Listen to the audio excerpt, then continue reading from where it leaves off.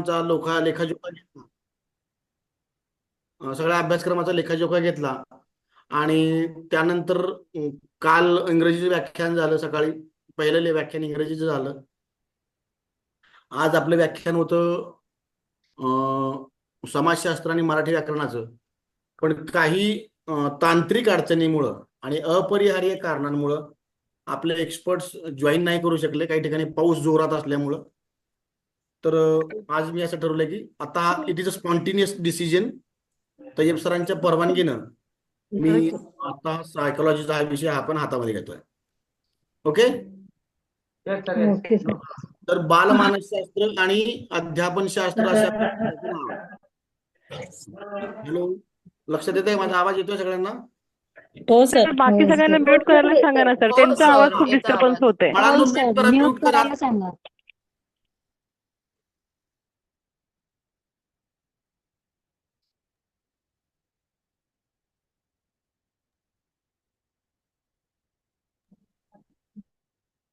सगळ्यालाच मी mute केलेलं आहे, काही टेन्शन घेऊ नका.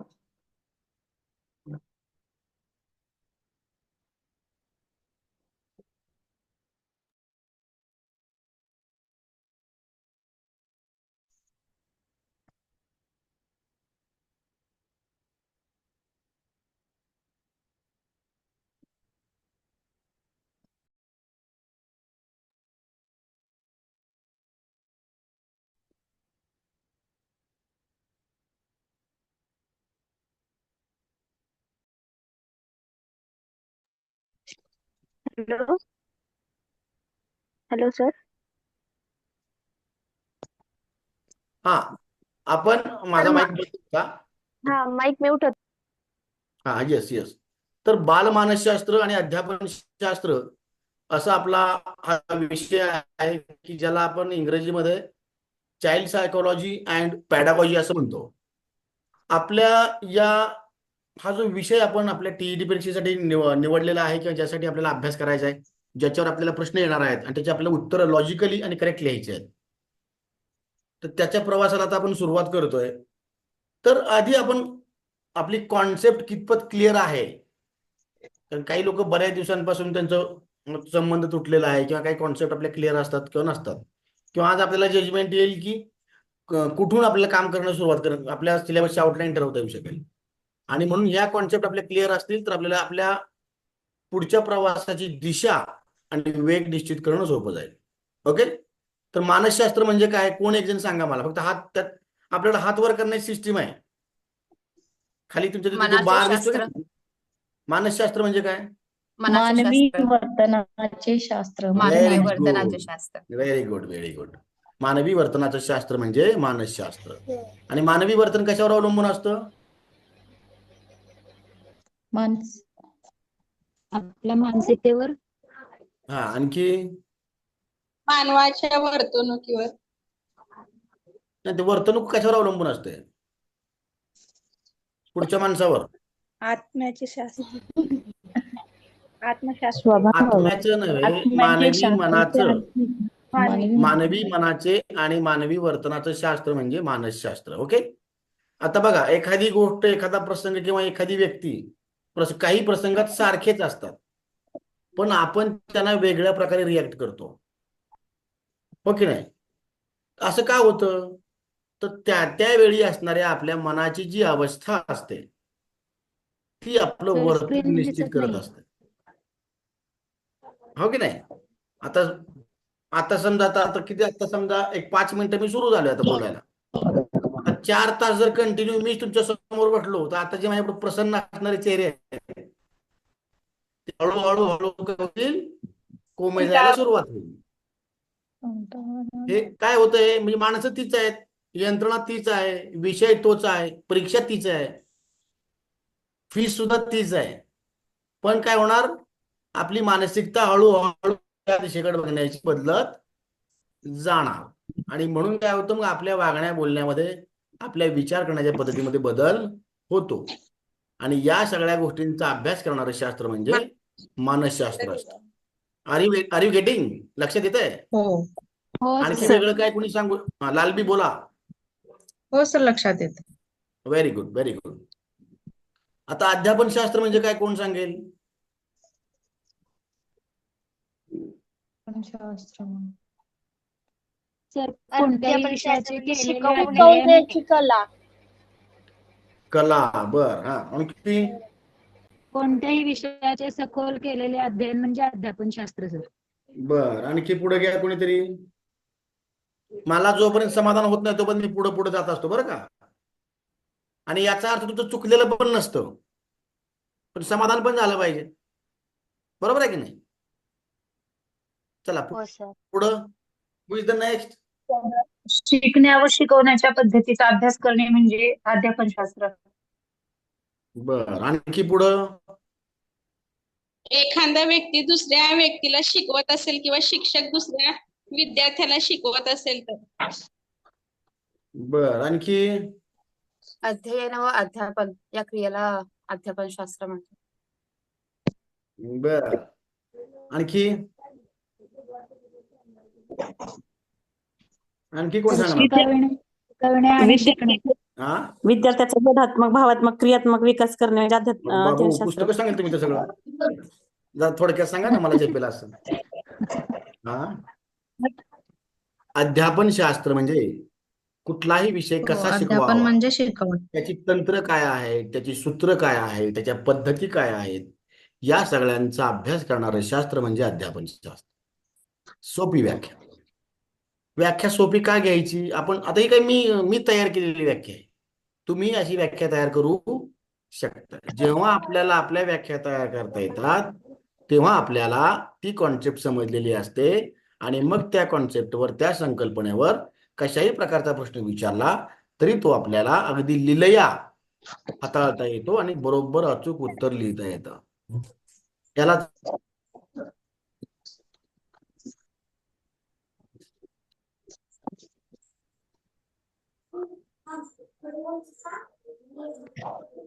सर आवाज कट होतोय.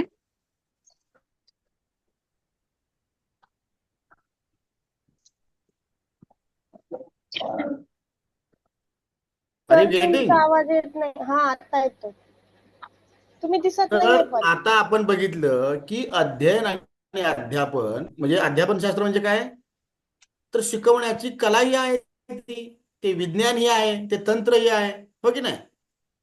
आता अध्यापन शास्त्र का गरजेचं आहे, तर आपला समोरच्यांना काहीतरी आपल्याला द्यायचं असतं, शिकवायचं असतं. हे जगण्याची कला आहे. बरोबर आहे की नाही? आता आपल्याला बऱ्याच वेळा काय होतं, एखाद्या शिक्षकांचं अध्यापन फार आवडतं, एखाद्यांचं नाही आवडत, किंवा आपण शिक्षक म्हणून काम करतो आणि तेव्हा देखील काय होतं आपल्याला की काही विद्यार्थ्यांना आपलं आवडत असतं, काही विद्यार्थ्यांना वाटतं अरे काही ह्या बाई आल्या का, आता कसा तास जायचा माझा. असं का होतं? असं का होतं? तर आपण ते ज्या पद्धतीनं हाताळतो किंवा ते आपल्याला कशा प्रकारे जमलेलं असतं त्याच्यामुळे या सगळ्या गोष्टी घडतात. याच्यामध्ये सायकोलॉजी पण फार इम्पॅक्ट करते बरं का. आणि मग एखाद्या माणसाचं अध्यापन प्रभावी होण्यासाठी कुठल्या गोष्टींची गरज असते? तर प्रभावी तर सगळ्याच व्हावं असं वाटतं. प्रत्येकाला वाटतं का नाही मी सगळ्यांची फेवरेट टीचर असावे, मला सगळ्यांनी मॅडम मॅडम करावं, मला सगळ्यांनी सर सर करावं. मग हे कसं करता येतं? यासाठी कुठली जादू असते का? तर याचं उत्तर हो आहे आणि नाही सुद्धा आहे. तर हो उत्तर कसं आहे, तुम्ही आनंद निवडला, त्याच्यामध्ये तुम्ही प्रेमाने काम केलं तर त्याचं उत्तर होय, ती जादू आहे. तुम्ही प्रसन्न असला की पुढच्या मुलांना छान वाटणार. आणि शास्त्र काय आहे, त्याची काही तंत्र आहे, त्याची काही सूत्र आहेत, त्याच्यावर परिणाम करणारे काही घटक आहेत. ते जर आपण एकदा जाणून घेतले की मग आपलं अध्यापन प्रभावी होतं, आनंददायी होतं आणि परिणामकारक होतं. हो की नाही? जसं मी तुम्हाला आत्ता म्हणालो की जर समजा एकच माणूस 4 तास तुमच्या पुढे बसला तर तुम्हाला सुरुवातीच्या 5 मिनिटात छान वाटणारा माणूस, छान वाटणारा विषय, आवडणारी सोपी असणारी कॉन्सेप्ट, यथावकाश तीच कॉन्सेप्ट तुम्हाला बोरिंग व्हायला लागते, डिफिकल्ट व्हायला लागते, इरिटेट करायला लागते. Are you getting my point? फार स्लो होत असेल, फार फास्ट होत असेल, डोक्यावरून जात असेल किंवा डोक्यातच जात असेल तरीही सांगा. कंटिन्यू करा. नाही सर, व्यवस्थित आहे. सर आम्ही एवढं शिकलोय आणि तुम्ही काय बारक्या पोरासाठी शिकवताय आम्हाला, असं असेल तर तसं तोही पॅटर्न आपल्याकडे आहे. नाही सर. हो की नाही, पण आपली सुरुवात नाही, आहे सर. पहिल्याच दिवशी नाही फार सर मोठा नाही घास. तसं काही नाही हा. हा, आम्ही थोडं बारीक चावून दिलेलं बरं असतं, तर नरड्यात अडकतो घास मोठा असला तर. हळूहळू हो. मोठे घास आपण घेऊया. Are you getting? Yes sir. हा, मजा येते ना? तर तुम्ही मला सांगा की तुमच्या माहितीप्रमाणे कुठले घटक अध्यापनावर परिणाम करतात? मला पुस्तकी उत्तर नको आहेत बरं का बाळांनो, because we are not going to write the description, we are going to crack the TET successfully. And there is the needful thing is your mindset, your logical thinking. तुमची स्वतःची उत्तर शोधण्याची शैली विकसित असेल तर TET नाही UPSC सुद्धा क्रॅक करता. That's why don't stress your brain to find out the किताबी answers. Give me your natural answers, your logical answers. कुठल्या गोष्टी Sir, I can effective tell. सांगा? तर वर्गातील वातावरण टीचरांचा हसरा चेहरा. हा, बघा आता ह्यांचा पण चेहरा किती हसरा आहे बघा, चष्मा लावलाय पण छान दिसतात. टीचरांचा असे बिहेवियर वर्गातील टीचर सगळ्यांना वातावरण. आवडतात. टीचर मुलांना टीचर का आवडतात? प्रसन्नता असली पाहिजे आपल्या चेहऱ्यावर, हो की नाही? हा, असे प्रसन्न चेहऱ्यावर कॅमेरा असले दिसत नाही. आणखी कुठली गोष्ट असते? वर्गातील टीचरांचं वातावरण sir. Friendly with discipline nature sir. आणि आणखी एक गोष्ट तुम्हाला सांगतो मी, आणखी आता नेहमीसाठी लक्षात ठेवायला. पर्सनल. माझं वय 45 वर्ष आहे, मी 20 वर्ष अध्यापन केलंय, हो का? त्यामुळे माझ्या कमेंट्स एकदम त्याच भावनेतून असतात. हा, तुमच्या वयाची माझी Okay, भाची sir. मुलं माझी त्या वयाची आहेत. Yes. सर असं गोष्ट काय म्हणले, don't take No, sir. That way. No. हा, तुम्ही माझी मुलं आहात, Yes, बोलण्याची sir. भाषा त्यामुळे साधी त्याच सोपी भावनेतून आम्ही सरळ बोलत असतो. आणि आम्ही Okay. क्लासरूम मध्ये ह्याच पद्धतीने आम्हाला अशीच बोलण्याची सवय आहे. ते औपचारिकपणे नाही बोलतायत. ओके, ठीक आहे सर, काही बोलण्याची हरकत नाही. भाषा साधी सोपी असावी. छान असावी. वा, व्हेरी गुड. आणखी पुढे कोण सांगेल? आणि आणखीन एक सर. हा सर, हा, सांगा. शिक्षकांनी क्लासमध्ये गेल्या गेल्या लगेच शिकवायला सुरुवात करू नये आणि व्हेरी आधी गुड. मुलांची वातावरण condition निर्मिती काय करायची ते आहे. बघितलं वातावरण पाहिजे. निर्मिती. हा हा. हा, पुढं त्यांची मानसिकता बघून मग टीचिंग करायला शिकवायला पाहिजे सर. छान. मुलांची पण मानसिकता महत्वाची आहे. हो, त्यांची जर Yes. मानसिकताच नसेल तर शिकवलं तर काही समजणार नाही. योगी अरविंद कोणाकोणाला माहिती आहेत? हो, योगी अरविंद घोष ना सर. हा, म्हणजे मला पण पांडिचेरीचे. माहिती आहेत. माझी गाठ हा. पडली नाही त्यांची, पण मला माहिती आहे. हो. ते काय सांगतात, नथिंग कॅन बी टॉट. या जगात कुणीही कुणाला काही शिकवू शकत नाही. म्हणजेच काय, आपण बळजबरीने नाही शिकवू शकत. हो. समोरचा जर शिकायला उत्सुक असेल, but everyone can learn everything, हो की नाही? आणि म्हणून त्याला शिकायला प्रवृत्त करा, त्याला शिकण्यामध्ये आनंद मिळू द्या. आणि तेच खरं सूत्र आहे, रहस्य आहे अध्यापनाचं. आपण काय करतो, त्याच्या डोक्यामध्ये सगळं भरायला बघतो असतो, दाना दाना दाना पिशवीत कोंबल्यासारखं, पिशवी फाटून जाते, हो की नाही? त्याला फक्त नुसतं इंटरेस्ट क्रिएट करा. तुम्हाला जर आता म्हणलं मी की अध्यापनाची अशी गंमत आहे, तुम्ही संध्याकाळी 3 आपला सेशन संपल्यावर परत तुम्ही गुगल कराल की ह्याच्या वेगवेगळ्या व्याख्या कशा आहेत, हे कसं लिहिता येईल, त्याच्या आकृत्या कशा असतात, त्याचे डिझाईन्स कसे असतात. आम्ही तुम्हाला वेगवेगळे ऍप पण सांगू, त्या सगळ्या रेडीमेड मटेरियल मिळणार आहे. तुम्हाला इंटरेस्ट असला की होत, हो की नाही? आता Yes, 10 sir. मिनिटापूर्वी मला माहिती नव्हतं की मला इथे तुमच्यापुढे उभं राहायचं इथे, पण अचानक मला स्वामींनी सांगितलं उभं राहा सर, सुरू झालो, हो की नाही? तसं आपल्याकडे ते आपल्यामध्ये असलं की आपल्याला शिकवता येतं. Tayyab sir, are you there in the meeting? Tayyab sir,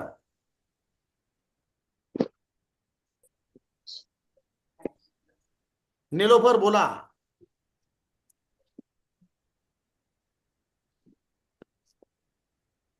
कुणाला काही बोलायचंय का मीच बोलणार आहे? म्हणजे आता कोणातरी आवाज आला होता. वेगवेगळ्या शैक्षणिक साहित्यांचा वापर जरी केला तरी मुलं अट्रॅक्ट होतात टीचिंग कडे आपल्या. आपलं अध्यापन जर रंजक असेल, चित्तवेधक असेल तर मुलांना ते आवडतं, हो की नाही? आणखी काय असतं, कुठला घटक इम्पॅक्ट करतो? आणि वेगवेगळे जेव्हा आपण क्लासमध्ये शिकवायला जातो, डायरेक्टली आजचाच पार्ट सुरू नाही करायचा. कालचं जे काही आपण शिकवलं त्याचं रिव्हिजन करून मग त्यांचे इव्हन आपण सर लेसन्सशी रिलेटेड जर डेली लाईफ मध्ये काही एक्झाम्पल्स असतील तर ते रिलेट करून सुद्धा आपण शिकवू शकतो. म्हणजे मुलं जास्त रिलेट करतात. मुलांना आणि- आपण कुठली कॉन्सेप्ट शिकवताना ती कोरिलेट करायची असते. मग ती भूतकाळात Yes. असेल, त्यांच्या आवडींच्या विषयाशी असेल किंवा दैनंदिन जीवनाशी असेल, हो की नाही? येस. आणि एखाद्या Yes, मासिक sir. शिक्षक वेगवेगळ्या शिक्षक आणि पद्धतीचा उदाहरणांचा पण वापर करून शिकवावं सर. छान, अगदी छान, सभोवतालच्या अगदी छान. शिक्षक आणि विद्यार्थ्यामध्ये भीतीचं वातावरण नाही पाहिजे. हा, छडी पहिली आता Yes. पहिली होती नाही वर्गात, छडी असायची हातामध्ये. वेगवेगळ्या कटआउटचा वापर केला पाहिजे किंवा आता इंटरनेटचा पण आपण वापर करून वर्गात शिकवू शकतो सर मुलांना.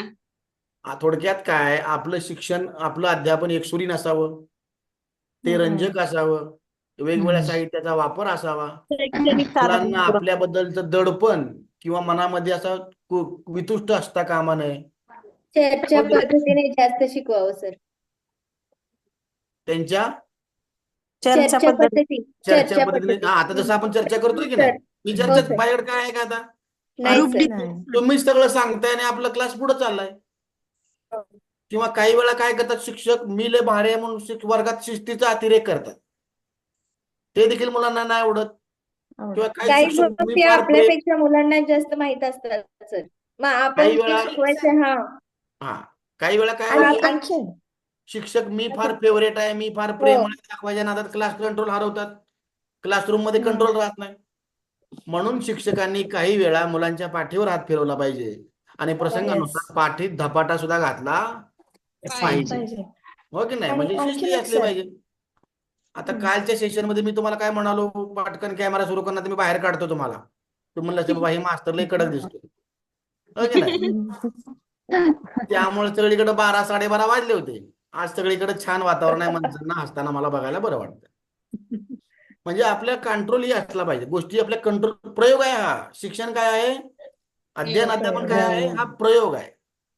विज्ञानाचे विद्यार्थ्यांना लक्षात येईल, प्रयोग जेव्हा तुम्हाला यशस्वी करायचा असतो तेव्हा तुम्हाला त्यातले जे चल आहेत, जे घटक आहेत, त्यांच्यावर नियंत्रण मिळवावं लागतं. ज्या घटकांमध्ये त्या चलांवर नियंत्रण नसतं तो प्रयोग यशस्वी होत नाही.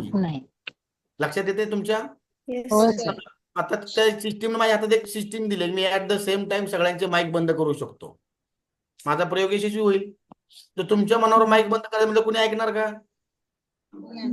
ऑनलाईन अध्ययन अध्यापनाचा हा प्रयोग यशस्वी होण्यासाठी स्क्रीन गार्ड दिलेला आहे किंवा व्हाईट बोर्ड दिलेला आहे, शेअरिंग सिस्टीम दिलेली आहे, किंवा मी तुम्हाला कधी बोलणं बंद करायचं हे माझ्या हातात आहे, तुम्हाला रिमूव्ह करायचं ते माझ्या हातात आहे, तुम्हाला स्क्रीनवर मोठं करायचं माझ्या हातात आहे.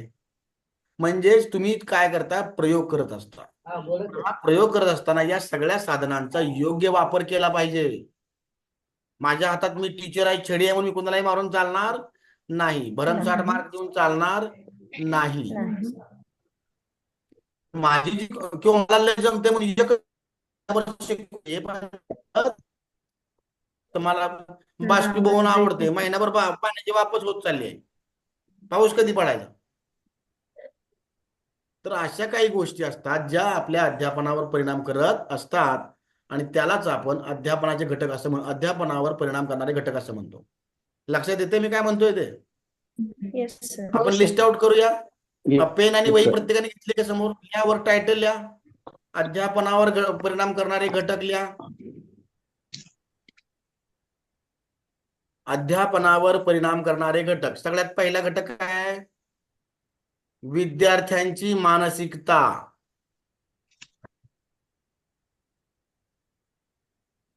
सगळ्यात पहिला जो तास असतो 10:30 वाजता, मुलं उत्फुल्ल असतात, फ्रेश असतात, घरून थोडाफार नाश्ता करून आलेले असतात, मजा करून आलेले असतात, शिक्षकांना रिस्पॉन्स देतात आणि म्हणून त्यांचा हाजरी जवळचा स्कोर कसा असतो? जोरात. यस सर, यस मॅम, हजर, गुड मॉर्निंग मॅम, हो की नाही? आणि सकाळची पहिल्या तासाची हाजरी जर 5 वाजता घेतली तर मॅडम जाऊ दे की घरी, आता किती वेळ नेऊन नावं लिहिता.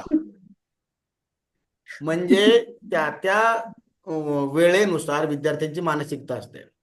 लंच ब्रेकच्या पूर्वीच्या तासाला मुलांना पोटात कावळे ओरडत असतात, पटकन जाऊन डबा खायचा, कोणतरी नवीन काहीतरी खायला आणलेलं असतं, आईने काहीतरी वेगळं दिलेलं असतं, मुलांचं लक्ष तिकडं असतं. लंच ब्रेकच्या नंतर मुलांनी डबा खाल्लेला असतो पण मुलं सुस्तावलेली असतात, जांभळ्या देतात. किंवा तुमच्या तासाच्या नंतर जर लगेच खेळाचा तास असेल तरी पण मुलांना वाटतं ही बाई कधी पटकन बाहेर जाते आणि आम्हाला खेळायला मिळतं. म्हणजे या सगळ्या गोष्टी, किंवा तुम्ही स्वतः बघा, तुम्ही जर समजा आज तुमचं लेक्चर आहे आणि 4 दिवस उद्यापासून तुम्ही गोव्याला फिरायला जाणार आहे. आज तुमचं त्याच्यामध्ये लक्ष नसतं, मानसिकता तुमची बिघडलेली असते, किंवा तुम्हाला तुमच्या मुख्याध्यापकाने काहीतरी ओरडलेलं असतं आणि तुम्हाला वर्गात यावं लागलेलं असतं. तुमची मानसिकता बिघडलेली असते. म्हणजे विद्यार्थ्यांची मानसिकता परिणाम करते. दुसरा घटक शिक्षकांची मानसिकता. लिहा. हा आले का अय्यब सर? आले ना आले. Are you going to provide PPT? No, only speak. Okay, so we are going well. Is it okay? Yes sir. हा. दुसरा विषय आहे विद्यार्थ्यांचा वयोगट. विद्यार्थ्यांचा वयोगट, ऑडियन्स. आता तुमच्या पुढे आम्ही 50 मिनिटांचे सेशन्स ठेवलेत, हो की नाही? आजचं सेशन कदाचित 80 मिनिटांचं होईल, पण 50 मिनिटांचं सेशन हायस्कूलला असतं का? हायस्कूलला असतं 35 मिनिटांचं, खालच्या वर्गांना असतं 20 मिनिटांचं, आणि मॉन्टेसरीला असतं 15 मिनिटांचं. त्याचा काय असतो? अटेन्शन, स्पॅन ऑफ अटेन्शन असं म्हणतात त्याला. जसा वयोगट बदलतो तसं तसं तुमचं एखाद्या गोष्टीकडे लक्ष केंद्रित करण्याचं, तुमचं अवधान केंद्रित करण्याचं जो वेळ आहे, जी मर्यादा आहे, ती बदलत राहते. कमी किंवा जास्त हा विषय वेगळा आहे, पण बदलत राहते. माझा मुद्दा पोहोचतोय का तुमच्यापर्यंत? हो सर. Yes sir. हा.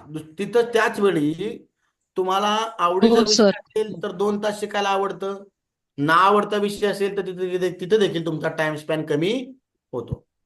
निसर्गानं प्रत्येक माणसाला त्याच्या त्याच्या वयोगटानुसार एक नॅचरल टाइम स्पॅन दिलेला आहे. पण आजकाल मोबाईल नावाचं जे खेळणं आलंय की नाही, त्याच्यामुळं आपल्या सगळ्यांचा अटेन्शन टाइम आहे की नाही, तो फार कमी झालाय. नुकत्याच झालेल्या संशोधनानुसार आत्ताच्या तरुण पिढीचा जो टाइम स्पॅन ऑफ अटेन्शन आहे तो किती सेकंद आहे? तो आहे 2.5 सेकंद. 3ऱ्या सेकंदाला रीलवर चले जाओ, आवडलेलं नाही, चले जाओ आगे अंगठा. याच्यामुळे काय झाले, म्हणजे आपल्या मेंदूला सतत काहीतरी मनोरंजक, काहीतरी असं एकदम चित्र विचित्र रंगीबेरंगी बघायची एवढी सवय लागली आहे की ते असं नॅचरली काय बघायला नकोच म्हणत आहे. आणि म्हणून कित्येक कार्यक्रमामध्ये आपण जेव्हा जातो तेव्हा माणसं नॅचरली समोरचा कार्यक्रम नाही बघत, मध्ये मोबाईलची स्क्रीन धरतात आणि रेकॉर्ड चालू करतात, त्या स्क्रीनवर बघायला चालू करतात. यथावकाश तो व्हिडिओ ते डिलीट पण करतात.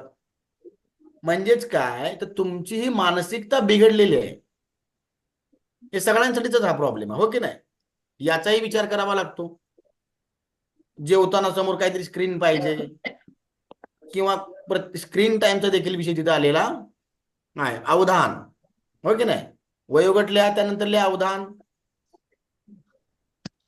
त्यानंतर आहे शैक्षणिक घटक, शैक्षणिक उपकरणे. काय त्याला काय म्हणतो आपण? अध्ययन टीचिंग एड्स. टीचिंग एड्स लिहा. टीचिंग एड्स मध्ये शैक्षणिक साहित्य. हा, बहुसंख्य प्रकार आहेत. कुठले कुठले प्रकार आहेत सांगा मला? चार्ट लिहा. हे आपण आता का लिहितोय माहितीये का? जे ऑब्जेक्टिव्हला असे प्रश्न येणार आहेत. या 4 पैकी कुठलं शैक्षणिक साधन नाही हे सांगा. आपल्याला ते कळायला पाहिजे. 4 तास प्रेझेंटेशन. ओके. त्याचे मुख्य ऐका त्याचा प्रकार कुठला आहे? त्याचे मुख्य 3 ते 4 प्रकार आहेत. पहिला आहे व्हिज्युअल एड्स, दुसरा आहे ऑडिओ एड्स, तिसरा आहे जो सगळ्यांना आवडणारा ऑडिओ व्हिज्युअल, आणि चौथा जो आहे तो फिजिकल.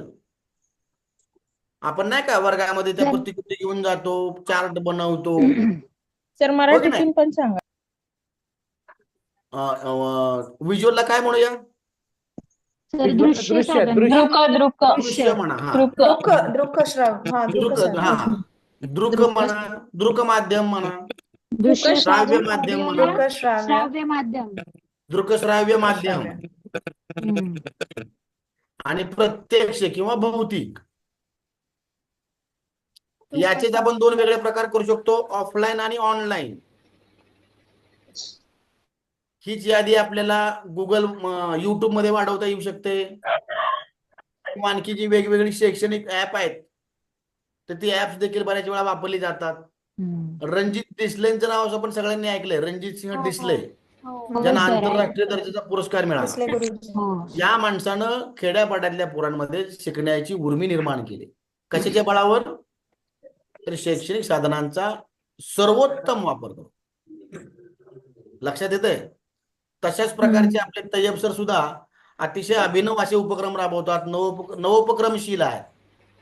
सतत त्यांच्या व्याख्यानात, जसं मी फक्त तो शब्दांचा फ्लोर आहे, पण तय्यब सरांच्या व्याख्यानामध्ये काय असतं, तुम्हाला रंगीबेरंगी सगळ्या प्रकारच्या त्या पीपीडी, त्याचे कॉम्बिनेशन, त्याचे डिझाईन्स, त्याचे पॅटर्न्स बघायला मिळतात. आणि तुम्ही सुद्धा जेव्हा अशा उभा राहता शिक्षक म्हणून, सगळी आयुध हातात घेऊन, हत्यारं हातात घेऊन, पुढच्या पोरांना ते बघायला मजा येते. ओके, पुढचा मुद्दा सांगा. विषयाचे स्वरूप. विषयाचे स्वरूप. कठीण विषय आहे, अवघड विषय आहे, आवडता विषय आहे, फार गॅप पडलेला आहे, हो की नाही? लक्षात येते? Yes, sir.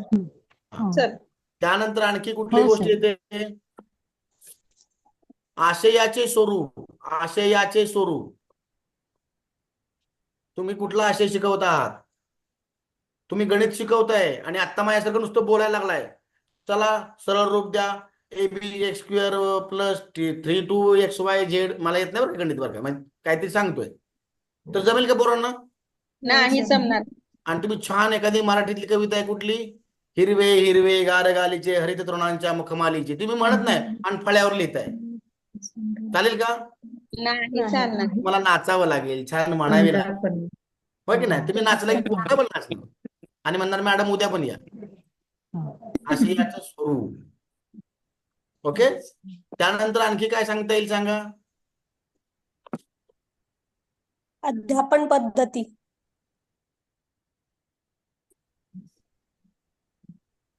तुम्ही विद्यार्थ्यांना, तुमचा विद्यार्थ्यांसोबत कसा रॅपो आहे, तुम्ही विद्यार्थ्यांचे आवडते आहात, लाडके आहात का दोडके आहात? आवडते आहोत तर सर. लाडकं होण्यासाठी एक मिनिट हा बाळांनो. हा, तर लाडके म्हणजे कशा अर्थानं? त्यांना काय रोज चॉकलेट घेऊन जायचे का आपण? नाही. नाही. हा, तर तुम्ही छान शिकवलं, त्यांचं योग्य मूल्यमापन केलं, त्यांना चांगली शाबासकी दिली, त्यांना त्यांच्या चुका व्यवस्थित समजावून सांगितली, मानसिकता समजावून घेतली की तुम्ही लाडके होत. आणि मग पोरं म्हणतात, मम्मी म्हणजे माझी पोरगी मला म्हणते, पप्पा तुम्ही काय सांगू नका, त्यांची मिस माझ्याकडनं शिकून गेलेली असते, हो की नाही? म्हणजे त्यांना आपल्या पालकांपेक्षाही तुमच्या शिक्षकांवर जास्त विश्वास असतो. त्यालाच आपण अनुबंध असं म्हटलं. काय म्हणलंय? अनुबंध, रॅपो. आनंद. मराठीमध्ये त्याला रॅपो म्हणतात आणि इंग्रजीमध्ये अनुबंध म्हणतात, किंवा इथं अनुवंश असं लिहिलंय, हो की नाही? एखादी गोष्ट समजा, आपण म्हणतो नाही सर शहरी भाग, ग्रामीण भागातले विद्यार्थी आहेत, फरक पडतो की नाही? आता काल सर शिकवत असताना काय म्हणतात, सर तुम्ही इंग्रजी नका सांगू, आम्हाला मराठी कळलं. मग मराठी सांगायला गेलं, सर इंग्रजी सोपं वाटतंय. बरोबर आहे की नाही? काल सरांनी तुम्हाला जी वेगवेगळ्या कोणांची नावं सांगितली, ती इंग्रजीतली सोपी वाटली काही वेळा इंग्रजीतली अवघड वाटली. त्यानंतर असतं वातावरण. वर्गात प्रसन्नता आहे का? फ्रेश वातावरण आहे का वर्गात? दुर्गंधी पसरली, कुबट वास आहे, मुलं कशी तरी वेडी वाकडी. बाळांनो, कॅमेरा कोणाच सुरू आहे? मी प्रेमानं बोलतोय, प्रेमानं आपण पुढे जाऊ. तर वर्गातलं वातावरण स्वच्छ आहे का? फ्रेश? रूम फ्रेशनर घेऊन जायची गरज नाही, स्वतःवर सेंट फवारण्याची गरज नाही. तुमचं निर्मळ हास्य, तुमचा आशयावरचं प्रभुत्व तुमच्या वर्गातलं वातावरण प्रसन्न करतं. त्यानंतर अभिरुची, इंटरेस्ट आहे की नाही? तुम्हाला आता काही लोकांना गरज आहे म्हणून आलेत, बाबा आता कशी तरी करून 2 महिने पार पाडून 80,000 पगार मिळवायची बाग नाही मला, संध्याकाळी उशिरा स्वयंपाक करते, ही गरज आहे. पण त्या सुद्धा याच्यामध्ये जर शिकताना मजा आली तर उद्या 7 वाजता आठवण नाही बाई, मी आधीच स्वयंपाक करते मग बसते. मग घड्याकडे बघणार नाही. बुद्धिमत्ता, बुद्धिमत्ता आपल्या हातामध्ये असते का? ती वर्ण आलेलं पॅकेज आहे. नाही. बुद्धिमत्ता पूर्ण वर्ण चालली ना, का आपण ठरवून घेतली 2GB द्या 4GB द्या, ठीक आहे. मोबाईलची बुद्धिमत्ता आहे का? नाही सर. हा मग तुम्ही सांगा. प्रत्येकाची बुद्धिमत्ता वेगवेगळी असते. हा, आता छोट्या वयोगटातल्या मुलांना जर तुम्ही समीकरण शिकवायला लागला चालणार आहे का? फिजिक्स शिकवायला लागला चालणार आहे का? नाही. MSCच्या पोरांना तुम्ही जर 2 + 2 = 4 सांगायला लागला ते का? नाही सर. ताळमेळ, बुद्धिमत्ता लक्षात घ्या. प्रेरणा, का शिकायचंय हे सगळं? सरांचा क्लास चाला म्हणून शिकायचंय? मला ज्ञान सरकारी नोकरी मिळवायची म्हणून शिकायचंय? का माझ्या मध्ये माझा रुबाब वाढवायचा आहे, मी CTET पास आहे, TET पास आहे, चाल आता मी कुठेही जाईल, मला गरज नाही पण मी क्वालिफाईड आहे? प्रेरणा काय आहे? प्रेरणा फार इम्पॅक्ट करते. आणि that's why a leader from Western countries who was expert in education told us that good teachers convey the content. लक्षपूर्वक ऐका, सोपं आहे, लय भारी इंग्रजी बोलत नसतो मी, सोपं असतं पण मुद्दाम इंग्रजी सांगतो की तुम्हाला ते कळावं. Good teachers convey the content, better teachers demonstrate the content, and the excellent teachers inspire the students. तुम्ही ठरवा की तुम्ही कुठल्या डब्यात बसताय. नुसतं बाबा नुसतं ह्या डब्यातला माल त्या डब्यात टाकताय का? मुलांच्या पुढे छान छान गाणी म्हणून, डेमो दाखवून, प्रयोग करून त्यांना शिकवण्यामध्ये आनंद निर्माण करताय का? हे सगळं करून त्याच्या पलीकडे जाऊन पोरांनी घरी पण जाऊन त्या गोष्टी सर्च केल्या पाहिजेत अशी त्यांना प्रेरणा देत आहे? हो की नाही? शोधा, स्वतःला विचारा, मी कुठल्या कॅटेगरीमध्ये बसते? A आहे, B आहे का C आहे? सगळे शिक्षकच आहेत, पण जो एक्सलंट आहे याला आपण लीडर म्हणून, हो की नाही? आणि म्हणून नुसत्या पगारीसाठी शिक्षक व्हायचं नाही आपल्याला, तर आपण राष्ट्र, वी आर नेशन बिल्डर्स, म्हणून त्या दृष्टिकोनातून शिकवायचं. चला नेक्स्ट. सर याला तर ते सगळे बोला, ऐकतोय. सर याला विकासावर परिणाम करणारे घटक पण म्हणता येईल ना, आता जे तुम्ही दाखवलं होतं त्यांना?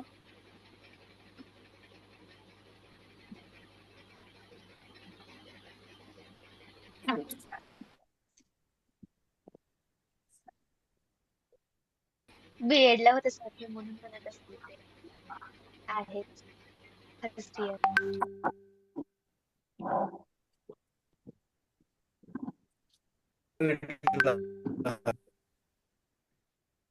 सर लेफ्ट झाले का? आवाज येत नाही. आवाज येत नाही का? सरांचा आवाज येत नाही. हो सर, आवाज येत नाहीये, तुटक तुटक होत. आवाज येत नाही का? ठीक आहे. तर पाठीमागच्या ह्याच्यामध्ये आपण बघत होतो की अध्ययनावर परिणाम करणारे नेमके घटक कोणकोणते आहेत. मला पहिला कन्सेप्ट सांगा की what is meaning of the अध्ययन कशाला म्हणायचं?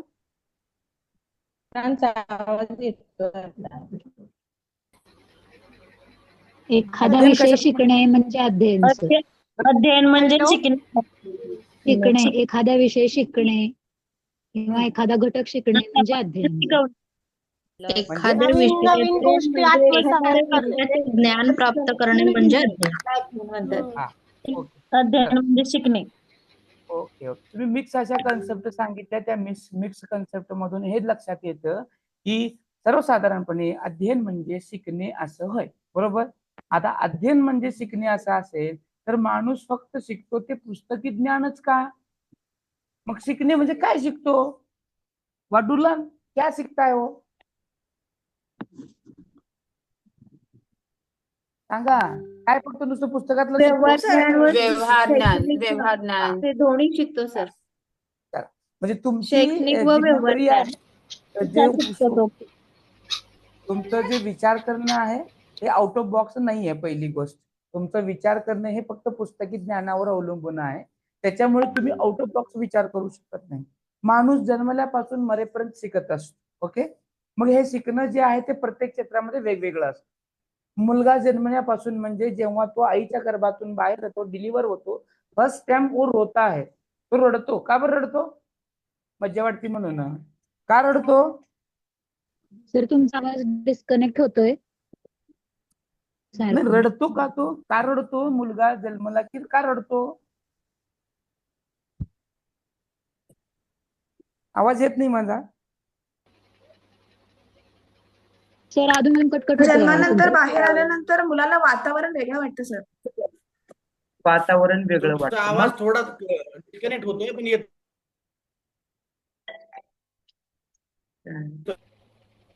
बोला सर, हॅलो. बोला. हा. मग तो हा, बोला. का रडतो? माझा पहिलाच प्रश्न आहे त्याच्यामध्ये, की मुलगा जेव्हा डिलिव्हरी होतो, आईच्या गर्भातून बाहेर येतो 9 महिने 9 दिवसानंतर ना, तो फर्स्ट टाइम का रडतो? गर्भातील वातावरण वेगळं असतं आणि बाहेर आल्यानंतर त्याचं वातावरण वेगळं. म्हणजे जन्मल्या तो शिकला की आतापर्यंत आपण गर्भात होतो तिथलं वातावरण आणि इथलं वातावरण वेगळं आहे. आणि ते त्याला लर्न झालं आणि लर्न झाल्यामुळे तो रडला. असं आहे का? तुम्ही त्याला सांगितलंय चल बाबा रड, बाबा रड रड, अवघड असं करू नको बाबा, म्हणले का तुम्ही? म्हणले का? नाही. देन त्यानं अजून काय काय शिकतो? फक्त तेवढं शिकला का? तू नंतर अजून काय शिकतो? तेवढं शिकतो का तो? नाही, काय शिकला अजून तो? त्याचा हळूहळू झाल्यानंतर तो चालायला बोलायला शिकतो.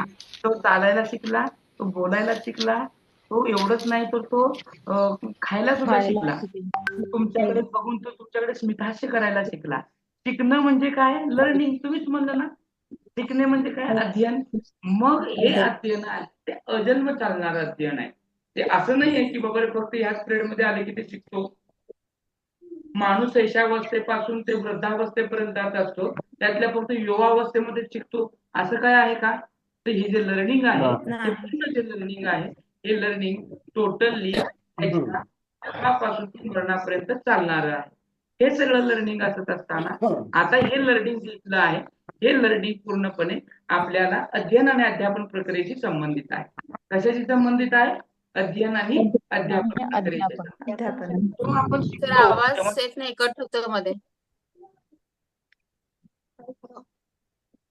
सगळ्यांना सर, कसं आवाज- होतंय? सगळ्यांना हो सर अधूनमधून आवाज कट.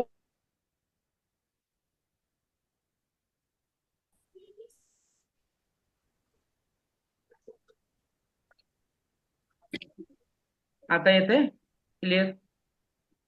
हा, येतो सर, येतो आता. Yes, हो sir. सर येते सर. हो हो. एकदम क्लिअर कट येतो आता? हा, छान छान. हो हो. चांगली गोष्ट. आता व्यत्यय येणार बी नाही, आता येऊ बी देणार नाही. चला, आता याच्यामध्ये आपण बघतोय की अध्ययन ही अजन्म चालणारी प्रक्रिया आहे आणि ही प्रक्रिया अजन्म चालत असताना आता आपण बघतोय अध्ययन आणि अध्यापन ही जी प्रोसेस आहे, लर्निंग अँड टीचिंग, यातला जो लर्निंग आहे, शिकणं. आता हे शिकणं प्रत्येक आपण जे वर्गामध्ये विद्यार्थी शिकवत असतो तो शिक्षक शिकवत असतो. जसं आता की कासार सरांनी सांगितलं की वर्गामध्ये जाणं, उभारणं, तिथलं बोलणं, ह्या सगळ्यावरती तुमचं लर्निंग अवलंबून असतं. बरोबर आहे का? वर्गामध्ये जेव्हा तुम्ही शिकवत असता, या सगळ्या गोष्टी करत असता, त्या सगळ्या पिरियड मध्ये तुमचं वातावरण, तुम्ही मला सांगा, तुमचं फर्स्ट इम्प्रेशन इथं लास्ट इम्प्रेशन असतं वर्गामध्ये जेव्हा तुम्ही जाता. त्या इम्प्रेशनचा काय फरक पडतो का तुमच्या लर्निंग वरती? येस और नो? ओनली से येस और नो? Yes, sir. हो हो येस सर. पडतो. Yes, sir. Definitely Yes, sir. Yes, sir. Yes, sir. हो सर, हो सर. गबाळे जा बघू. तुम्ही असे गबाळे जा, एकदम असं शेतामध्ये काम करताय तसं तुम्ही वर्गामध्ये जा ना, उभे राहा बघू. काय होईल हो? मुलं ऍक्सेप्ट करतील का तुम्हाला? मुलं ऍक्सेप्ट करतील? मुलं ऍक्सेप्ट नाही. No sir, no. का नाही करणार? का नाही करणार? वाय? का नाही करणार? तुम्हाला ऍक्सेप्ट का करणार? आपल्याला बघून ते शिकतात ना सर. त्यांच्या अपेक्षा वेगळ्या राहिलं तर पुढचे पण शिकवतात. आतापर्यंत तुम्हाला शिक्षक कारण शिक्षक आदर्श असतो विद्यार्थ्यांचा. आतापर्यंत त्यानं तुम्हाला ज्या गोष्टीने पाहिलेलं आहे ती गोष्ट त्यानं नाही पाहिला की त्याला एक नवल वाटतं, त्यामुळे तो ऍक्सेप्ट करून घेत नाही. हेच लर्निंग आहे आणि लर्निंग मध्ये हेच होतं. आता या ठिकाणी अनुवंश दिलेला आहे. काय दिलेलं आहे? अनुवंश. या अनुवंशाचा काय परिणाम होईल असं तुम्हाला वाटतं? चला सांगा बघू, अनुवंशाचा काय परिणाम होईल असं तुम्हाला वाटतं? की सर हे अनुवंशाचा परिणाम होत असतो सर शिकण्यावरती. काय होते बघू, तुमचं किती ब्रेन चालतो, किती फास्ट चालतं, किती म्हणजे तुमच्या फास्ट. एखादा विद्यार्थी समजा अनुवंशाचा मतिमंद वगैरे असेल तर अरे वा, शिकण्यावरती परिणाम होऊ शकतो. शाबास. कोण बोललं बाबा हे उत्तर अनुवंश पुन्हा आपल्याला आई पुन्हा? वडिलांकडून किंवा आजी करून आजी आजोबांकडून करेक्ट. ते आपल्याला अनुवंशता येते. जिंदेसाठी टाळ्या वाजवा. चांगल्या मस्तपैकी एकदम एकदम करेक्ट उत्तर आहे. अनुवंश हा आई वडिलांकडून येतो, बरोबर. अनुवंश हा आई वडिलांकडून येत असताना आई वडील जर आपले मतिमंद असतील, गतिमंद असतील तर मुलगा कसा होईल? मुलगा कसा होईल? फास्टर होणार आहे, अमिताभ बच्चन होणार तसाच आहे. होईल मतिमंद. जसं आई वडील आहेत तसाच होणार तो. हा, तो थोडीच आयझॅक न्यूटन होणार आहे, बरोबर आहे का? तर तो सगळ्यात महत्वाचा आहे ते तुमचं म्हणजे अनुवंश. मग अनुवंश कुणाकडून येतं? अनुवंशामध्ये कोण कोण येतात? फक्त आई बाबाच येतात का? आई वडील, आजी आजोबा, आजी आजोबा चे पण येतात. कुटुंबातील काही सदस्य वेळेस पंजोबा, करेक्ट. कुटुंबातील फक्त बऱ्यापैकी इतर सदस्य सुद्धा सर. फक्त जेवढी आई वडील येत नाही. रक्ताची बरोबर हॅलो, बरोबर, टोनी बोला, बरोबर आहे. जेवढी रक्ताची नाते असतात तेवढे बरोबर. अनुवंश प्रॉब्लेम येतो. जेवढी रक्ताची नाती असतात तेवढी म्हणण्यापेक्षा आपली आई आणि आई वडिलाची आई वडील, आत्या, आपली मावशी, ह्या सगळ्या गोष्टी त्यांच्यामध्ये येतात आणि वडिलांकडून आपली आत्या, त्यांचे काका, या सगळ्यांकडून आपल्याला अनुवंश येत जातो. आता खरं बघायला गेलं तर माणसाची उपपत्ती, ज्याला माणसाची निर्मिती म्हणतो, कशापासून झाली? कोणापासून झाली? कोणापासून झाली माहित आहे? इतिहास आहे थोडा. माणसाची उपपत्ती, मानवाची निर्मिती कुठून झाली? माकड एप सर. एप नावाच्या वानरापासून झाली. एप नावाच्या वानरापासून, ज्याला शिंबूड नव्हतं, ज्याला तेल नव्हता, बरोबर, अशा वानरापासून मानवाची निर्मिती झाली. आता ते गुण आपल्यात आहे का नाही? माकडासारखं करतो का नाही आपण? नको तिथं तोंड खुपसणं, वळवळ करणं, उड्या आणणं, गुण आहेत आपल्यामध्ये, अनुवंश. आणि तो कमी कमी होतो, परत फिल्टराइज होतो आणि तो येतो. मग ह्याच्यामध्ये आपल्या अनुवंशामध्ये आपल्या आई वडिलांकडे जे गुण असतील ते आपल्याकडे गुण येतात. आई वडिलांना जर आजारपण असेल तर तो आपल्याकडे येतो. असे कोणकोणते आजार आहेत जे आई वडिलांकडून आपल्याकडे ट्रान्सफर होतात? असे कोणते आजार आहेत जे आई वडिलांकडून आपल्याकडे ट्रान्सफर होतात? सांगा बघू एखादा आजार. काय सर? शुगर. हा, एकदम बरोबर. Sugar, BP. हा, अजून पण असते अनुवंशिकतेवर. हा? कोड फुटलेलं कुठलं? पण असतंय की. कोड हा, कोड कोड अंगावर पट्टे असतात सर. कॅन्सर, स्किन ॲलर्जी, हा, अपंगत्व, व्यंगता, अपंगत्व. व्यंग, अपंगत्व. हा, रंग. हा हा, रंग. अपंगत्व, आजार रंग. म्हणले मी, आजार आजार आजार आजार. आता आजार सोडून कुठले कुठले गुण आपल्याकडून येतात? आजार सोडून आपल्याकडे कोणकोणते गुण अनुवंशाकडून येतात? मानसिक सर विचार करण्याची डोळे पद्धत, घारे असणे. हा, करेक्ट. कोण बरोबर? कला सर, कला. कलर सुद्धा सर. कलर. आपल्या स्किनचा कलर, डोळे घारे असणे किंवा हाईट सुद्धा सर. हा, हाईट बुद्धी येत उंची नाही? उंची. बुद्धी बुद्धी बुद्धी येत असेल का? बुद्धी पण. हो सर, हो, तर बुद्धी केस सुद्धा. हे सगळं केस पण मेंटेन असतात. करतो किंवा ते डिपेंड होतो. कला पण एखादी. हा, आता हे सगळ्या गोष्टी अनुवंशावर अवलंबून असतात, अनुवंशाकडून या येत असतात. अनुवंश खूप मोठा मॅटर करतो शिकणं आणि शिकवण्यावरती, बरोबर आहे का? हा? आणि मग तेवढंच नाही तर सर सगळ्यात महत्वाचा असतो तो व्यक्तीची भिन्नता. आता सगळे आपल्या एवढ्यामध्ये क्लासमध्ये आहेत, हे सगळे एकसारखेच आहेत का? सगळ्यांना शिकवलेलं एकदाच लगेच कळतं का? कुणाला इंग्रजी आवडतं तर नाही. कुणाला गणित कळतच नाही, कुणाला गणित आवडतच नाही, असे किती तर आहेत. म्हणजे काय झालं? अनुवंश कुणाकडून येतो? व्यक्ती भिन्नता या अनुवंशाकडून सुद्धा येते. म्हणून प्रत्येक व्यक्ती हा एक व्यक्तीसारखा नसतोच आणि त्याच्यामुळं हा खरं तर जो अनुवंश आहे हा बायोलॉजिकल विचार आहे, जीवशास्त्रातला आहे, बरोबर आहे की नाही? असं काही इथलं वेगवेगळं आहे काय? म्हणून प्रत्येकातल्या किंवा प्रत्येक व्यक्तीमधले जी काही गुण वैशिष्ट्य आहे किंवा एक चांगला गुण आहे, एखादे चांगले संस्कार आहेत, हे कुठून येतात? अनुवंशाकडून येतात. बाळांनो मध्ये मध्ये करू नका, चांगलं बोलावं, वाईट बोलू नये. हे कुणाकडून येतं? चांगले संस्कार, या सगळ्या गोष्टी आपल्याला अनुवंशाकडून येत असतात आणि त्याचाच परिणाम आपल्या अध्ययनावर होत असतो. त्या सगळ्याच गोष्टीचा परिणाम आपल्या अध्ययनावर होतो. एवढंच नाही तर काही गुण असतील, काही दोष असतील, हे बालकात केवळ आई वडिलांचेच येतात असं नाही हो, की बाबा रे बाबा आता हा मुलगा असा करतोय, एवढा आहे की ह्याची आईच असे म्हणून असं नाही. हे कधी कधी त्याच्या आजी आजोबाकडून येतात. एवढंच नाही, पणजी पंजोबाकडून सुद्धा येत असतात. आत्या, त्याचा काका, असे गुण पूर्णपणे आपल्या अनुवंशाकडून मुलांकडे येत असतात. एवढंच नाही, दर पिढी ती काय होत असतात? संक्रमित होत असतात, इकडून तिकडे ट्रान्सफर होतात आणि त्याचा परिणाम ह्या अध्ययनावर दिसून येतो. एवढंच काय तर शारीरिक व्याधी असतात, बरोबर आहे की नाही? आजार असतो, व्यंगत्वपणा असतो, डोळे एखादं न दिसणं असेल, याच्यामध्ये बघा लॉ ऑफ रिग्रेशन म्हणजे कसं होतं की आई वडील उंची असले, हायटेड असते, आई आणि वडील दोन्ही उंची असेल तर त्यांचा मुलगा उंचच होईल असं नाही, तो बुटका सुद्धा होऊ शकतो. Law of regress. आता ह्याच्यामध्ये काय होतं, कधी कधी हुशार बालकांची, हुशार आई वडिलांची मुलं ही मंदबुद्धीची होतात आणि मंदबुद्धीच्या पालकांची आई वडील हे काय होतात? हुशार होत असतात. म्हणून आई आणि वडील दोघं पण काळे असेल तर कधी कधी मुलगा गोरा होतो, कारण लॉ ऑफ रिग्रेशन. याच्यामध्ये तुमचा जो अनुवंश आहे, त्या अनुवंशावर ह्या गोष्टी अवलंबून असतात.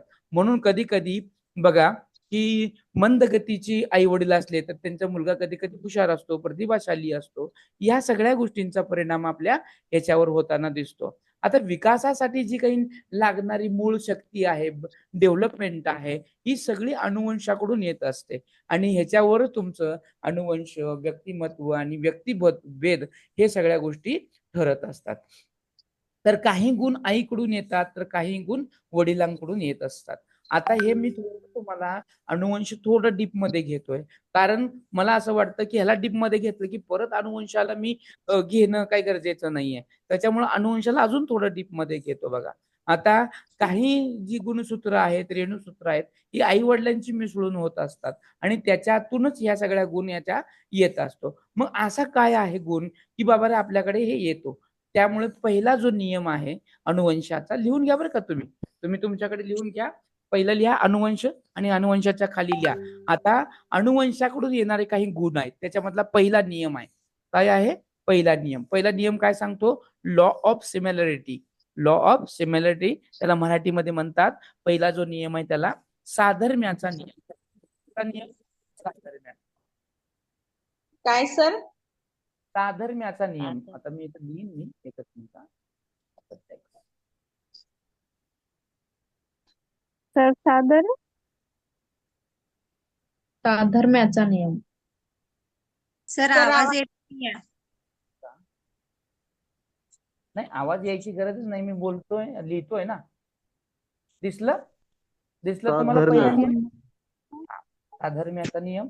हा साधर्म्य जो आहे म्हणजे सेम असणं, ज्याला आपण लॉ ऑफ सिमिलॅरिटी म्हणतो, समानतेचा पण म्हटलं जातं याला. याच्यामध्ये समान का दिसतो? साधर्म्याच्या नियमामध्ये अनुवंश आहे. जसं की मूळ बीज मानवाचं आहे. जसं मला सांगा, कडुनिंबाचं झाड लावलं तर काय बोराचं झाड येईल का? कडुनिंबाचं बी लावलं त्याचं येईल झाड. डाळिंबाचं जर झाड लावलं तर काय सफरचंद येणार आहे का? नाही सर. डाळिंबाचं जर मी रोप लावलं तर त्याला काय सफरचंद येणार आहे का? बावळीच्या झाडाला बोरं लागणार आहेत का? शेवग्याच्या शेंगाला टमाटे लागणार आहेत का? भुईमुगाच्या शेंगाला बटाटे लागणार आहेत का? नाही. का तर हे साधर्म्य आहे. जो तुम्ही पेराल तेच उगवेल, दुसरं उगवणार नाही. म्हणून माणसाला माणूसच जन्मतो, कुत्रा नाही. लक्षात घ्या, हा साधर्म्य आहे. हे साधर्म्य आहे. अनुवंश हेच सांगतं की ज्याला तेच निपजतं, त्याला तेच जन्म देतो किंवा त्या गोष्टीला तेच जन्म देतं, दुसरं कोणीही जन्म देत नाही. म्हणून ह्या सगळ्या गोष्टी आहेत. जसं की प्राण्यांच्या पिण्याला प्राण्यासारखीच प्राणी, माणसाला काय वाघ होतो का? वाघ होतो? नाही. कशासाठी का होत नाही? तर त्याला कारण काय आहे? हे लॉ ऑफ सिमिलॅरिटी. दुसरा नियम येतो बघा, वैविध्याचा नियम किंवा विविधतेचा नियम.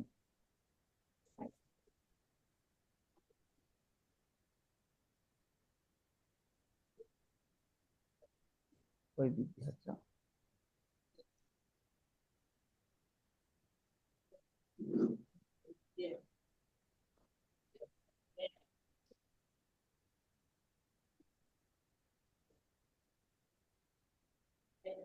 समजतंय का मी सांगितलेलं? लक्षात येते? सर हम्म. असं वैविध्याचा नियम. झालं. डोक्यावरून चाललंय? नाही नाही सर सांगत सर चला या मला. ते काय बोलतात वैविध्याचा नियम? हा, व्हेरिएशन, विविध. Law of variation, law of variation English मध्ये लॉ ऑफ व्हेरिएशन. ओके. वेगवेगळं पण आहे ना Variation. Law of variation. त्याच्यामध्ये काय Variation. व्हेरिएशन येतं? पुष्कळ वेळा आई वडिलांचे जे बालकांचे जे आई वडील आहेत हे साम्य असते, पण कधी कधी काही क्वचित प्रसंगी काय होतं, रंगमण्यांचे मिश्रण अनन्य साधारण होतं. म्हणजे आपल्याकडे जे काही रंगजोडे आहेत याच्यामध्ये काही जरी मिस्टेक झाली, त्याला आपण काय म्हणतो माहितीये का? सिंड्रम आहे, काय आहे, आणि अप सिंड्रम आणि लो सिंड्रम. आणि याच्यामुळे काय होतं, आपली बालकं थोडी वेगळी दिसून येतात, एकरूपता नसते त्या बालकामध्ये, किंवा ती बालकं सर्वसामान्य बालकासारखं व्यवहार करत नाहीयेत, मतिमंदासारखं करतात. या सगळ्याच गोष्टीला म्हणजे काय होतं, कोणत्याही दोन बालकामध्ये पूर्णपणे एकरूपता आढळतच नाही. म्हणजे पहिला मुलगा वेगळा दिसतो आणि दुसरा वेगळा कशावरच घेत नाही. कुणावर गेलाय सगळं विचार करतो, कुणावर गेलाय बरं, असं करतो येड्यावानी. हा, तर हे कशामुळे होतं? Law of variation. जे आपले रंगमणी असतात यांच्यामध्ये जे काही जोड्या तयार व्हायला पाहिजे त्या तशा होत नाहीत, त्यात बालकं आपली तशी कशी करत. त्याच्यामुळे असं घाबरायचं नाही की बाबा असं का करतो, की कोणावर गेला काय गेला. तर त्याच्यामुळे कारण हा आहे लॉ ऑफ व्हेरिएशन. यालाच आपण वैविध्याचा सुद्धा नियम म्हणतो. याच नियमाप्रमाणे काय होतं माहितीये का, की प्रत्येक कुटुंबातील जे एकमेकांशी जे साधर्म्य आहे, एकमेकांशी जो संबंध आहे तो एकसारखा जरी असला तर काही बाबतीमध्ये त्यांच्यामध्ये काही ना काही विविधता आढळते. कुणाला हे गोष्टी आवडतात, त्याला कोणाला आवडत नाही. कुणाला बटाटा आवडतो, तुला कुणाला कांदे आवडत नाही. कुणाला गायला आवडतं, तर कुणाला खेळायला आवडतं, कुणाला अभ्यास आवडतो, तर कुणाला कशात रस असतं, तर कुणाला कशात रस असतं. तर त्याच्यामुळे काय होतं, ह्या एका साच्यातून तयार केलेल्या गणपतीसारखी त्यांची स्थिती नसते. बरोबर आहे का? ही अशी काय होतात, तर आपण एकाच साच्यामध्ये घालून गणपती अशी तयार करतो का नाही, मग ती सगळी गणपती एकसारखी दिसतात की नाही. मग तसं ही माणसांची जी काही हे आहेत ती का दिसत नाहीत? माणसांची ही मुलं होणारी आहेत ती का दिसत नाही? पहिला मुलगा जसा आहे त्याचा दुसरा पण व्हायला पाहिजे. सेम टू सेम काय होत नाही. आता आपण मनाला म्हणतो मै मेरे पापा की कार्बन कॉपी, पण हाय का, असते का कार्बन कॉपी? कुठं ना काही ना काही वेगळं पण असतो त्याच्यामध्ये, कुठं ना कुठं काही तर फरक असतो, नाही तर शेरात सव्वा शेर तरी असतो. मग हे काय आहे, तर ह्याच्यामध्ये हा नियम तिथे फॉलो होतो, तो आहे लॉ ऑफ व्हेरिएशन. तिसरा नियम आहे बघा, परागतीचा नियम, लॉ ऑफ रिग्रेशन. आता जे मी म्हणलं ते लॉ ऑफ रिग्रेशन, परागतीचा नियम परागतीचा.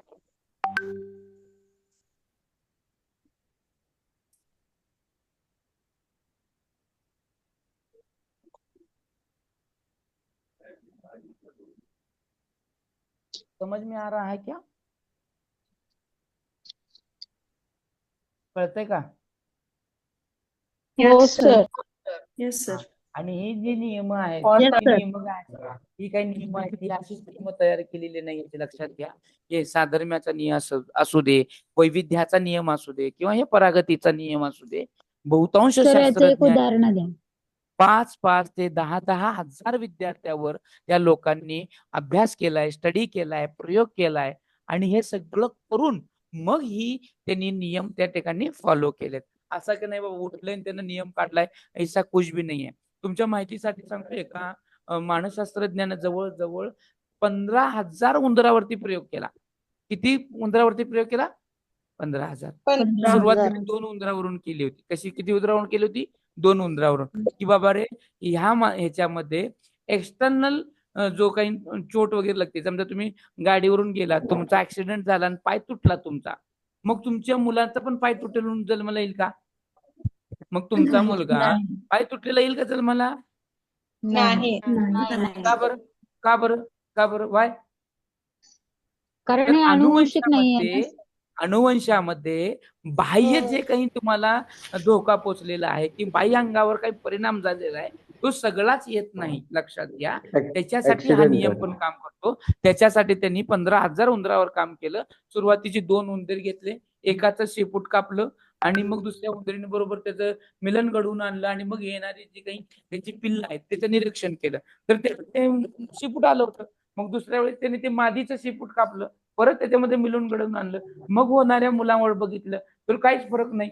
परत त्या मुलावर प्रयोग केला, दोघांची पण शेपटी कापल्या, मग त्याच्यामध्ये मिलन घडवून आणलं. असं करत करत त्यांनी किती उंदरावर प्रयोग केला? 15,000. म्हणून त्याला शास्त्रज्ञ म्हणतात. आपल्याला जमते का?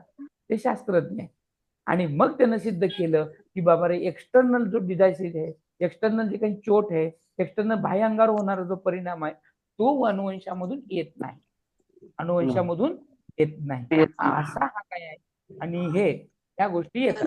तसा आता परागतीचा नियम काय सांगतो, लॉ ऑफ रिग्रेस, की याच्यामध्ये काय होतं बघा. परागतीच्या नियमामध्ये दोन्ही आई वडील दोन्ही पण आई वडील काळे असतील तर मुलगा कसा व्हायला पाहिजे? 100% काळा व्हायला पाहिजे. बरोबर आहे का चुकीचं आहे? आई वडील जर काळे असतील, आई वडील काळे असतील तर 100% मुलगा काळा व्हायला पाहिजे का नाही? आई वडील गोरे असतील तर मुलगा किती टक्के व्हायला पाहिजे गोरा? 100%. आई वडील उंच असतील तर मुलगा, आई वडील उंच असतील तर मुलगा उंच. आई वडील बहिरे असतील, आई आणि वडील दोन्ही बहिरे असतील तर मुलगा पण बहिराच. हा. पण ह्या केसमध्ये काय होतं, परागतीच्या नियमामध्ये लॉ ऑफ रिग्रेस मध्ये कधी कधी दोन पण सेमच असतील, म्हणजे पूर्ण तितकाच काळा वडील असेल तितकाच काळा आई असेल, तर कधी कधी काळा काळा गोरा पण होतो.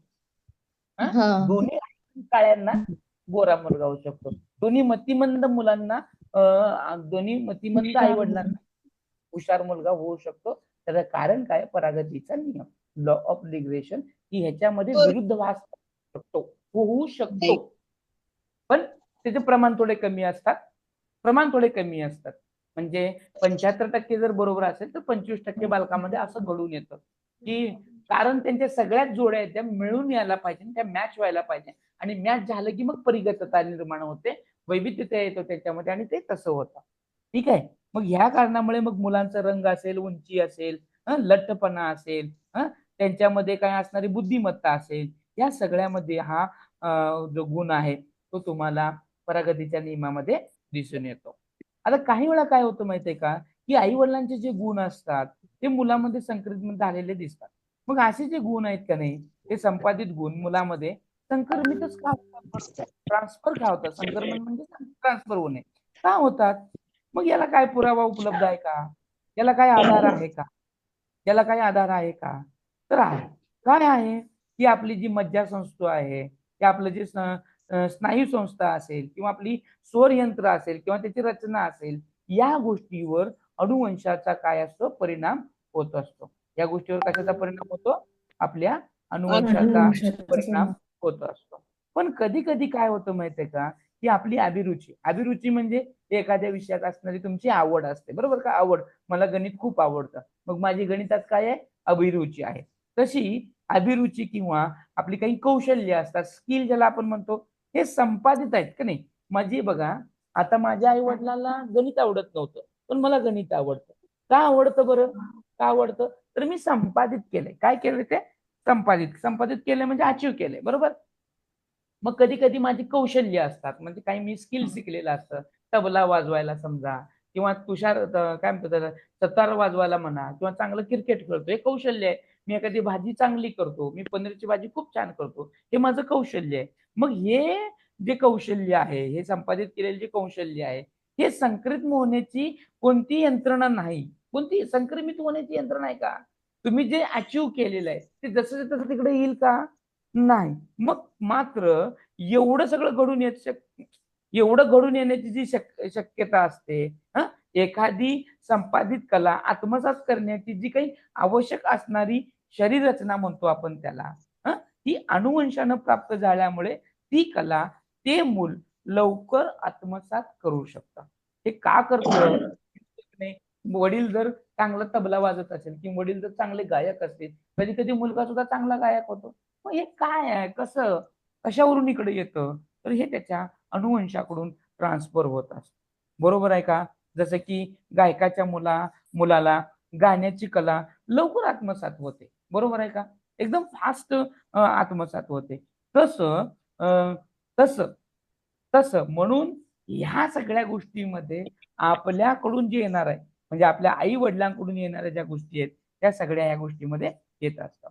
आता बघा, अनुवंशासंबंधी का नाही, अनुवंश ज्याला आपण म्हणतो त्याच्या संबंधी इसवी सन 1860 मध्ये गेग्रार मेडल यांनी प्रदीर्घ संशोधन केलं. आता बघा, हे लिहून घ्या तुम्ही. आता हे वाक्य, आता जे मी सांगितलं ते वाक्य लिहून घ्या. आता का लिहून घ्या ते पण सांगतो. हे वाक्य मी परत एकदा सांगतो, रिपीट अँड रिपीट करतो किंवा लिहून पण सांगतो. तर हे पेपर मध्ये तुम्हाला विचारलं जातं की अनुवंशासंबंधी खालीलपैकी कोणी संशोधन केलं नाही किंवा खालीलपैकी कोणी संशोधन केलेलं आहे, अशा पद्धतीचं प्रश्न येतं. माझा प्रश्न कळला की प्रश्नाचं स्वरूप कसा पेपरला येऊ शकतो. आता काय येतो बघा, मी सांगितलेलं ते लिहून घ्या. आता अनुवंशासंबंधी इसवी सन 1860 मध्ये, अनुवंशासंबंधी इसवी सन 1860 मध्ये ग्रेगार, काय सर, काय, हे बघा इथं लिहिलंय मी, दिसतोय का? हा, ग्रेगार. ओके, ग्रेगार ना सर? दिसतंय का? हा, लिहून घ्या. अनुवंशासंबंधी 1860 मध्ये ग्रेगार मेंडेल यांनी प्रदीर्घ संशोधन केलं. काय केलं त्यांनी? प्रदीर्घ संशोधन केलेलं आहे. या बाजारानं तुम्हाला प्रश्न विचारतील की गेग्रार मेंडेल यांनी कशावर प्रयोग केलाय, तर यांनी कशावर प्रयोग केलाय माहितीये का तुम्हाला? अनुवंशावर संबंधी वाटाण्याच्या दाण्यावर सर. हा, करेक्ट. कशावर केलं त्यांनी? वटाण्याच्या दाण्यावरती प्रयोग केला. शंकर घडवून आणलं. या प्रयोगावरून त्यांनी काय घडवून आणलं माहितीये का? की नवजात पिढीमध्ये मागील 3 पिढ्याचे गुणदोष संक्रमित होतात हे शोधून काढलं. काय केलं त्यांनी? वटाण्याच्या ह्या बियावरती प्रयोग करून त्यांनी हे शोधून काढलं की नवजात जी येणारी पिढी आहे ह्या पिढीवर फक्त आपलंच नाही, म्हणजे वडिलांचंच नाही, तर मागच्या 3 पिढ्यांचं गुण असू दे किंवा दोष असू दे हे संक्रमित होतात हे शोधून काढलं. आता त्याच्या पुढे लिहा तुम्ही. आता काय लिहिलं तुम्ही तुमच्या वहीमध्ये?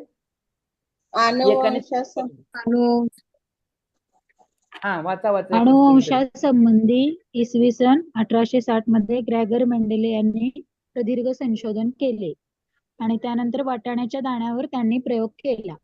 हा, आता ते प्रयोगाचं काय होतं बघा, की नवजात पिढीमध्ये मागच्या 3 पिढीचे गुण व दोष संक्रमित होते.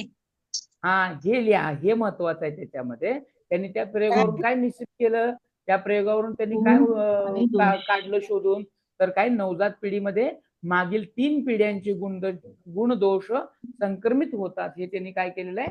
शोधून काढलेलं आहे. संक्रमित होतात हे शोधून काढलं. गुणदोष संक्रमित होतात म्हणजे उगाच उठलं मी म्हणलं असं जमत नाही हो, त्याला काहीतरी पुरावा लागतो. म्हणलं ना, बहुतांश संशोधनांनी आपली अख्खी पिढी, आपलं पूर्ण आयुष्य त्या संशोधनामध्ये घातलं आणि त्याच्यातून काहीतरी नियम काढून त्यांनी मग शांती घेतली. हे असं गोष्टी असतात. म्हणजे आता काय होतं बघा, की या संशोधनाच्या आधारावरून, या वटाण्याच्या केलेल्या संशोधनाच्या आधारावरून आपल्याला असं पण म्हणता येईल, काय म्हणता येईल, प्रत्येकी 50% जैविक वारसा आई वडिलांकडून, 50 प्रत्येकी 50 म्हणजे आई वडिलांकडून 50 आपल्याला चांगले गुण वाईट येतात आणि 25 आपल्या आजी आजोबाकडून येतात आणि उरलेलं जे आहे 25 ते आपल्या पणजी पंजोबाकडून येतात. आणि हे सगळं जे आहे आणि बाकीचं ह्याच्यातून काय थोडंफार राहतंय करतंय ते आपल्या पूर्वजांकडून येतात. ते आपल्या कोणाकडून येतात? पूर्वजांकडून येतात. पोरं बघा तुम्ही, आता शाळेला सुट्टी असली, पोरं घरी असतात बरोबर की नाही, दर रविवारी म्हणा शनिवारी घरी असतात का नाही, खूप धिंगाणा घालतात का हो? खूप धिंगाणा घालतात का नाही? Yes sir. तिकडून उड्या मारतात, तिकडून उड्या मारतात, असं करतात तसं करतात. तुम्ही काय म्हणता बरं रागाले? काय म्हणता? काय म्हणता रागाले? काय म्हणता? खरं सांगा कुणावर काय गेले म्हणता? काय माहित. हा? आजीवर गेला. माकडासारखं कुणावर उडी का गेलाय मार की अजून अजून काय माकडासारखं उड्या मारायला लागल्यात. करेक्ट. हा माकड म्हणजे कोण आहे? हा माकड म्हणजे कोण आहे? माणूस. माणूस नाही, आपला पूर्वज आहे. आपला पूर्वज आहे, पूर्वज आहे तो. पूर्वज. हा, आपला पूर्वज आहे तो. आपला पूर्वज पूर्वज आहे. आहे. कारण माणसाची पूर्वज. उत्पत्ती एक नावाच्या वानरापासून झालेली आहे. तो आपला पूर्वज आहे. म्हणून आपल्याला हे जे सगळे गुण आहेत, ग्रेगर तोच सांगतो. ग्रेगार काय सांगतो की आपल्याकडे जे येणारे 100% गुण आहेत हे फक्त आई वडिलांकडूनच येत नाही, तर 50% आई वडिलांकडून येतात, 25% हे आपल्या आजी आजोबाकडून येतात, राहिलेले मग जे पंजोबा अंजोबा आणि मग तुमचं जे काही मूळ स्त्रोत आहे तिकडून असे येत राहतात. त्याच्या म्हणून आपला मुलगा किंवा असे जे आहेत त्या खोड्या बिड्या त्याच्या करतात. कधी कधी जाणवतच नाही कुणाप्रमाणे करतोय की असं काय करतोय, कधीच जाणवत नाही. मग आपण रागा नेमकं कुणावर गेला तू, असं होतं बघा. आणि मग बघा मूल जन्मल्यानंतर सुद्धा 40 दिवस, सुरुवातीचे 40 दिवस नेमकं कुणावर गेलं कळतं का? आज असा रंग दिसतो तर उद्या दुसरा रंग दिसतो, तिसऱ्या नाही दिवशी कळत. कधी असं वाटतं की कधी असं वाटतं की आजीवर गेला, कधी वाटते माझ्यावर गेला, कधी वाटते बापावर गेला, कधी वाटते आत्यावर गेला, वाटतं की नाही? हा, काही गुण त्याचे स्वतःचे पण असतात सर. हा, मग मिक्स आता त्याला स्वतःच काहीतरी अस्तित्व पाहिजेच ना. आता ह्या सगळ्या ज्या गोष्टी आहेत ना, ह्याचे हे कुठून येतात? ते आपल्या अनुवंशामधून येतात. आणि हे अनुवंश जे आहे हे व्यक्तीच्या व्यक्तिमत्व विकासामध्ये खूप मोलाचं काम करत असतात. काय करत असतात? खूप मोलाचं काम करत असतात. आणि अनुवंशाचा अभ्यास करण्यासाठी हे जे व्यक्तिमत्व आहे खूप मोलाचं काम सुद्धा करत असतात. या बालकांचा व्यक्तिमत्व असू दे किंवा त्यांचे पालक किंवा हे शिक्षक असू दे, पूर्णपणे विकास करू शकत नाही. बालकाच्या व्यक्तिमत्वाचा विकास आपले शिक्षक म्हणा, पालक म्हणा हे पूर्णपणे विकसित करू शकत नाही. कारण काही गुण त्यांना तिकडून आलेले असतात आणि फक्त आपण त्याला काय करत असतो? टचअप देत असतो आणि त्याच्यातूनच ह्या गोष्टी निर्माण होत असतात. अनुवंशानं ज्या प्राप्त होणाऱ्या ज्या काही गोष्टी असतात किंवा व्यक्तिमत्व विकासामध्ये या गोष्टींचा खूप मोठा वाटा आहे. व्यक्तिमत्व विकासामध्ये कुणाचा खूप मोठा वाटा आहे? अनुवंशाचा. हे पण वाक्य लिहून घ्या. अनुवंशाचा. व्यक्तिमत्व विकासामध्ये डॅशचा खूप मोठा वाटा आहे. कुणाचा? अनुवंशाचा. हा, आता बघा मी प्रश्न कसा फिरवतो, कसा प्रश्न फिरवतो बघा. व्यक्तिमत्व विकासामध्ये डॅशचा खूप मोठा वाटा आहे. पर्याय क्रमांक 1 अनुवंश, पर्याय क्रमांक 2 वातावरण, पर्याय क्रमांक 3 दोन्हीही, पर्याय क्रमांक 4 यापैकी एकही नाही. सांगा बघू. अनुवंशाचे नाही. दोन्ही कसं काय? व्यक्तिमत्व तुमचं बरोबर आहे. विकासामध्ये कारण आता ते अनुवंशिकता आणि वातावरणामध्ये, आता मी तुम्हाला वातावरणामध्ये सांगेन की तो वातावरणाचा कसा परिणाम त्याच्यामध्ये होतो. त्यामुळे दोन्हीही उत्तर आपलं बरोबर आहे. त्याच्यामुळे लक्षात ठेवा, पेपरमध्ये अशाच पद्धतीने येत असतात. त्यामुळे तुम्हाला मी सगळ्यात वेळेस प्रत्येक वेळेस मी तुम्हाला हिंट देतोय आणि प्रत्येक वेळेस रनिंग नोट लिहित चला तुम्ही तुमच्या पद्धतीनं. मी प्रत्येक वेळी सांगावं हे लिहून घ्या, ते लिहून घ्या, मग तुम्ही लिहावं, यापेक्षा स्वतःच पण काही गोष्टी ऑटोमॅटिकली बनवत चला. आता ह्याच्यानंतर अजून एक पॉइंट लिहून घ्या तुम्ही. टीपी नन. टीपी नन. टीपी नन. काय? काय नका 2 पाय. हे बघा. क्लिअर ऐकू येईना म्हणून हेच बरं क्लिअर ऐकू आलं मी म्हणलेलं.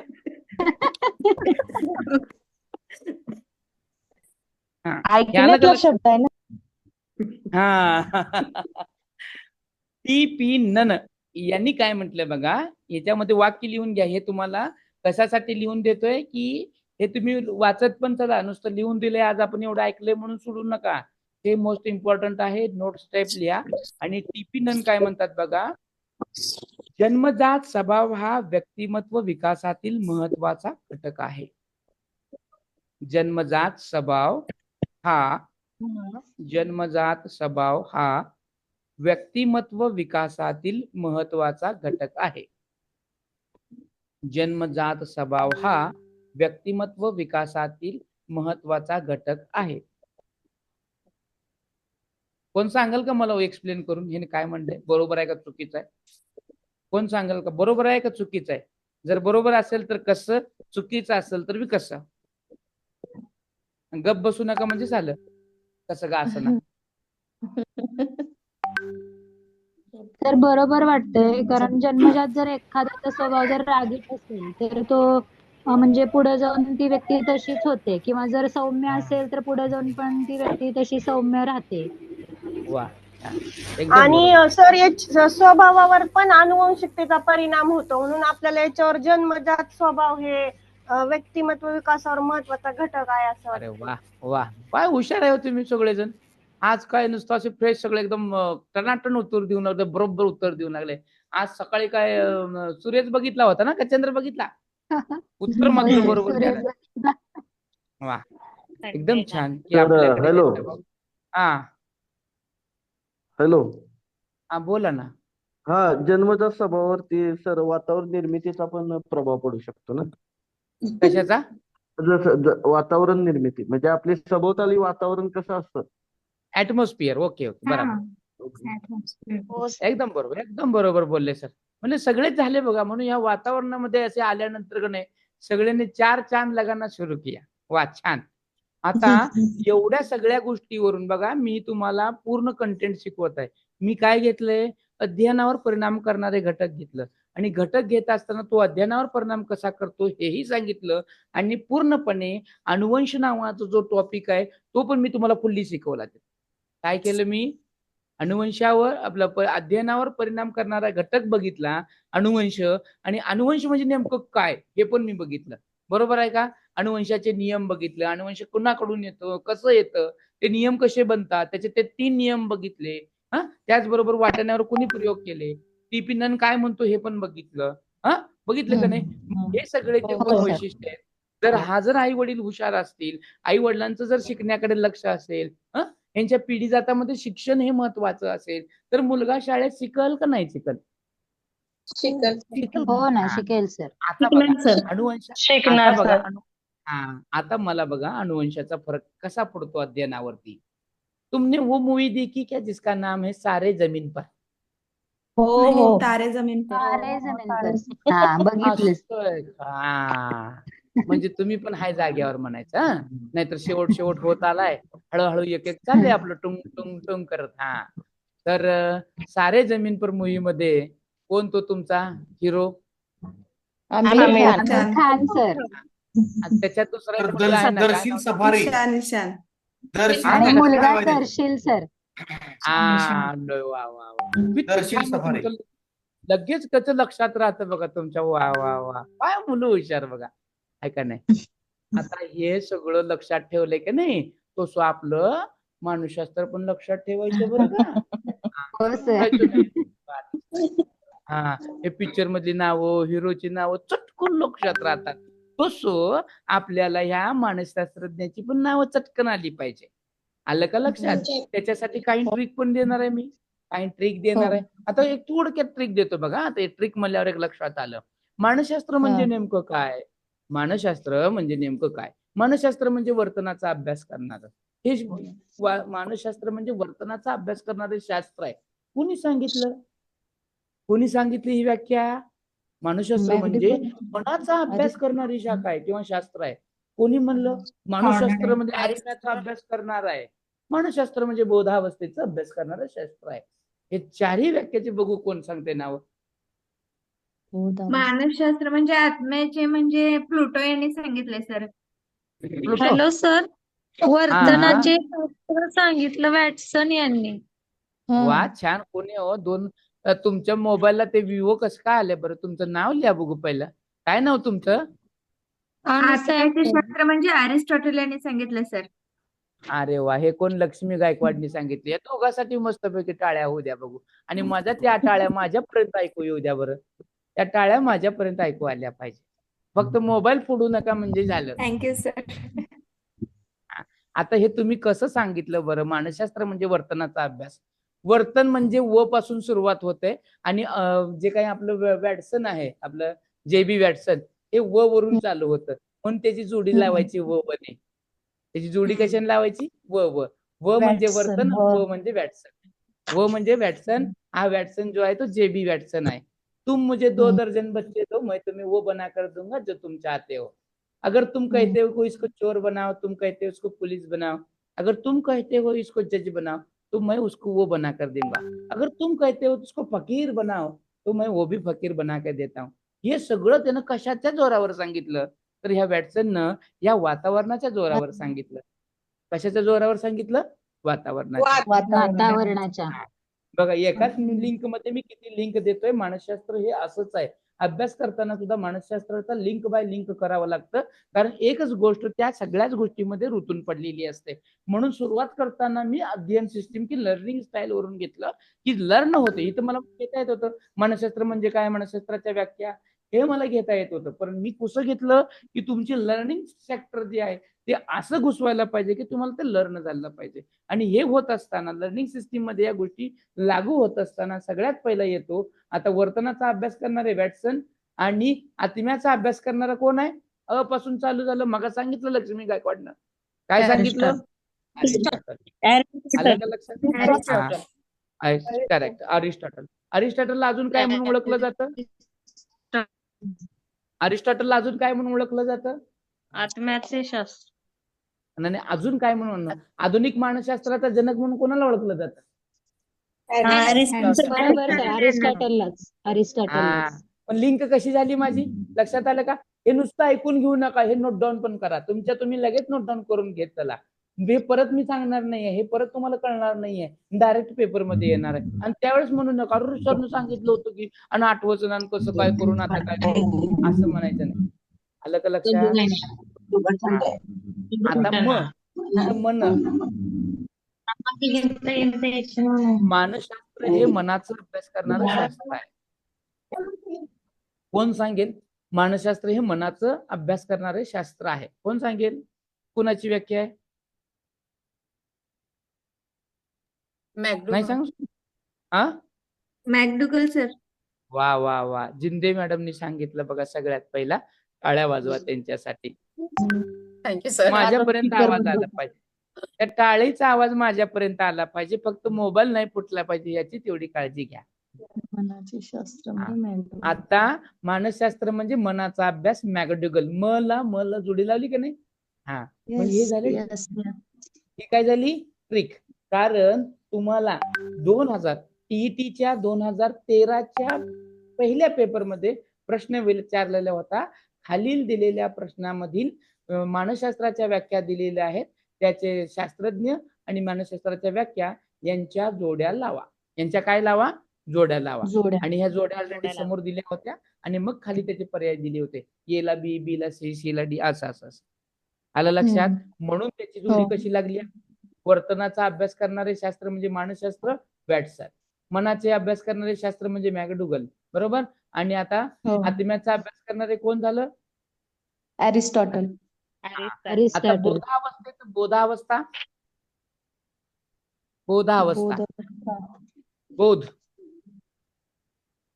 बॅरेन. William wood sir. अरे वा, अरे वा वा वा. लक्ष्मी गायकवाड, तुमचं आता जस्ट बीएड झालंय का चालू आहे का? तुम्ही अभ्यास केला? माझं झालंय सर. बीएड होऊन 2 वर्ष झालं सर. हा, मग तुम्ही सध्याला पुस्तक वाचताय का तुम्ही? हो सर. अभ्यास करून ठेवला होता आमचे सर. खूप छान होते मानसशास्त्राचे. वा वा.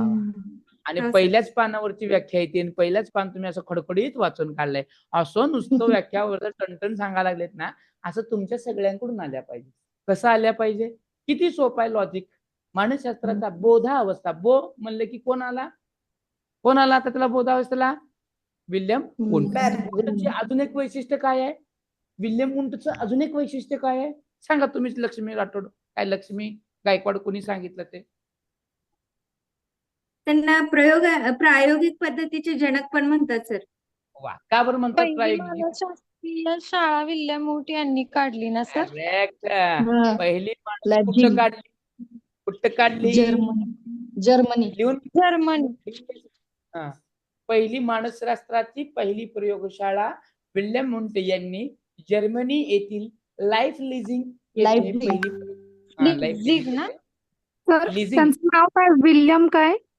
विल्यम उंट. उंट आपलं ते रेगिस्तान का जहाजवाला उंट नाही बरं का. हा नाही ते उंट, हा ते उंट म्हणतो. वरचं पहिलं उगार.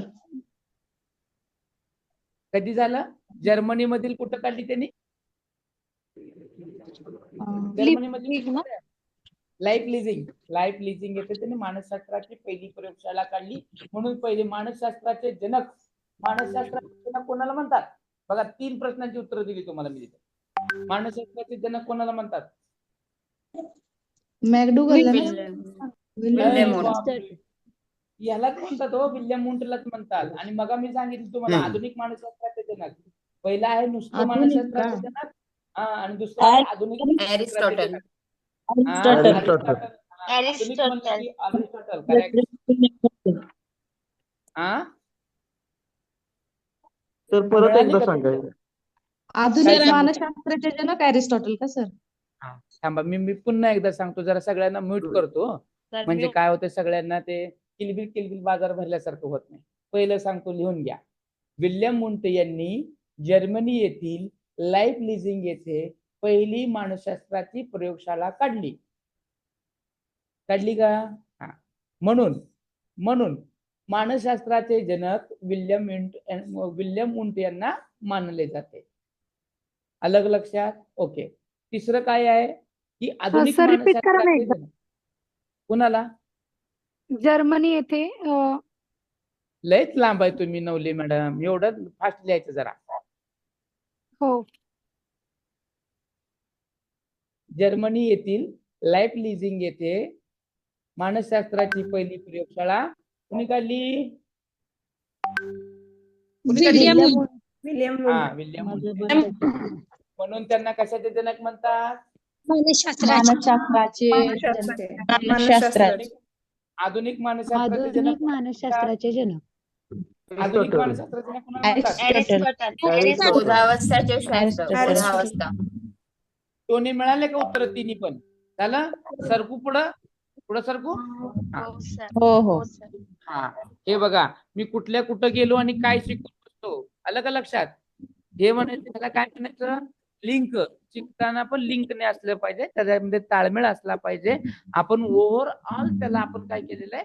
फॉलो केलेलं आहे. समजतंय का सगळ्यांना? हो. समजतंय ना?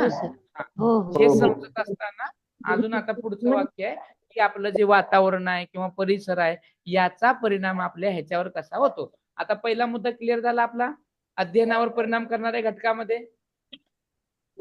कधी मुलाचं लक्ष नसतं, वेड्यासारखं खिडक्यातनं बघतंय, इकडनं बघतंय. एखाद्या मुलाला शिक्षणात आवड नसते पण खेळात आवड असते. हे सगळं कशामुळे होतं? अनुवंशामुळे होतं. आता दुसरं आहे की वातावरण. आता तुम्ही मला सांगायची उत्तर. आता मी थोडं शांत बसणार.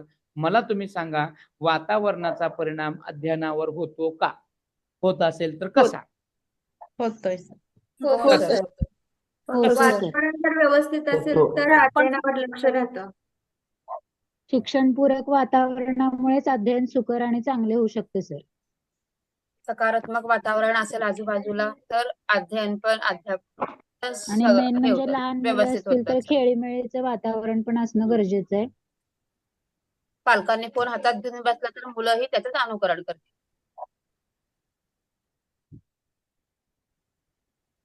आजूबाजूला जर भांडण करणारे असतील तर त्यांचं बघून सर ते मुलं भांडण करायला शिकतील. अरे वा, काय छान उदाहरण दिले. वा वा वा, सगळ्यांचं मानसशास्त्र खूप छान आहे बरं का. आता दिली तुमची वाक्य केली. सांगा अजून उत्तर. झालं असेल तर आता माझं ऐका. झालं. वातावरणाचा परिणाम कसा होतो बघा. आता सुरुवात तुमच्यावरच करतो. आता तुम्ही जिथं बसलेला आहात तिथं तुमचा मुलगा मध्येच येऊन बाहेर जर येत असेल जात असेल तर तुमचं माझ्याकडे लक्ष राहील का? राहील का? आणि अशातच बघा, अशातच जर सासू तुम्ही इकडे एका तुम्ही काय केलंय, कुणी डिस्टर्ब करू नये म्हणून एका खोलीमध्ये मध्ये बसलेला आहे, दरवाजा लावून घेतलाय. आपण काय केलंय? दरवाजा लावून घेतलाय आणि दरवाजा लावून घेऊन कुणाचा आवाज येऊ नये म्हणून तुम्ही मस्तपैकी मोठा आवाज करून तुम्ही ऑनलाईन लेक्चर अटेंड करत आहात. पण काय झालं, जिथं 8 वाजून 7 वाजता बॅच चालू झाली, 9 वाजल्या तरी सोडायचा पत्ता नाही. मग जाताना सून मला सांगितली की 9ला बरोबर मी बाहेर येते, बाहेर यायला तयार नाही. सगळ्याला भूक लागली आहे. आणि आता बघा सासून नुसतं आदळापड चालू केली भांड्याची. हा, आता कसं काय होईल बरं? नुसतंच भांडी मोकळी भांडी अभ्यासावर वातावरणाचा परिणाम होतो. विकेंद्रित होईल. हा, विकेंद्रित विकेंद्रित होईल झालं का आणि नाही भीतीचं विकेंद्रित? वातावरण येईल हा. सर. हा? आणि पिक्चरवरती भीतीचं पण वातावरण होईल सर. आणि मला पण एखादं पाठ येऊन लागायचं आहे का नाही? तर सेम कंडिशन कोलगेट आहे विद्यार्थी ना, कोलगेट आहे ना. हे जे उदाहरण आहे तुमचं प्रत्यक्षामधलं उदाहरण आहे. ऍक्च्युली शाळेमध्ये पण असं होतं, कधी कधी शाळा बाजाराच्या ठिकाणी असते, गोंगाट असतं, दशकपाच दशकपाच दशकपाच आहे की नाही? अशा ठिकाणी जर असलं मुलगा कुठे बघणार आहे? मुलगा तुमच्याकडे बघणार आहे?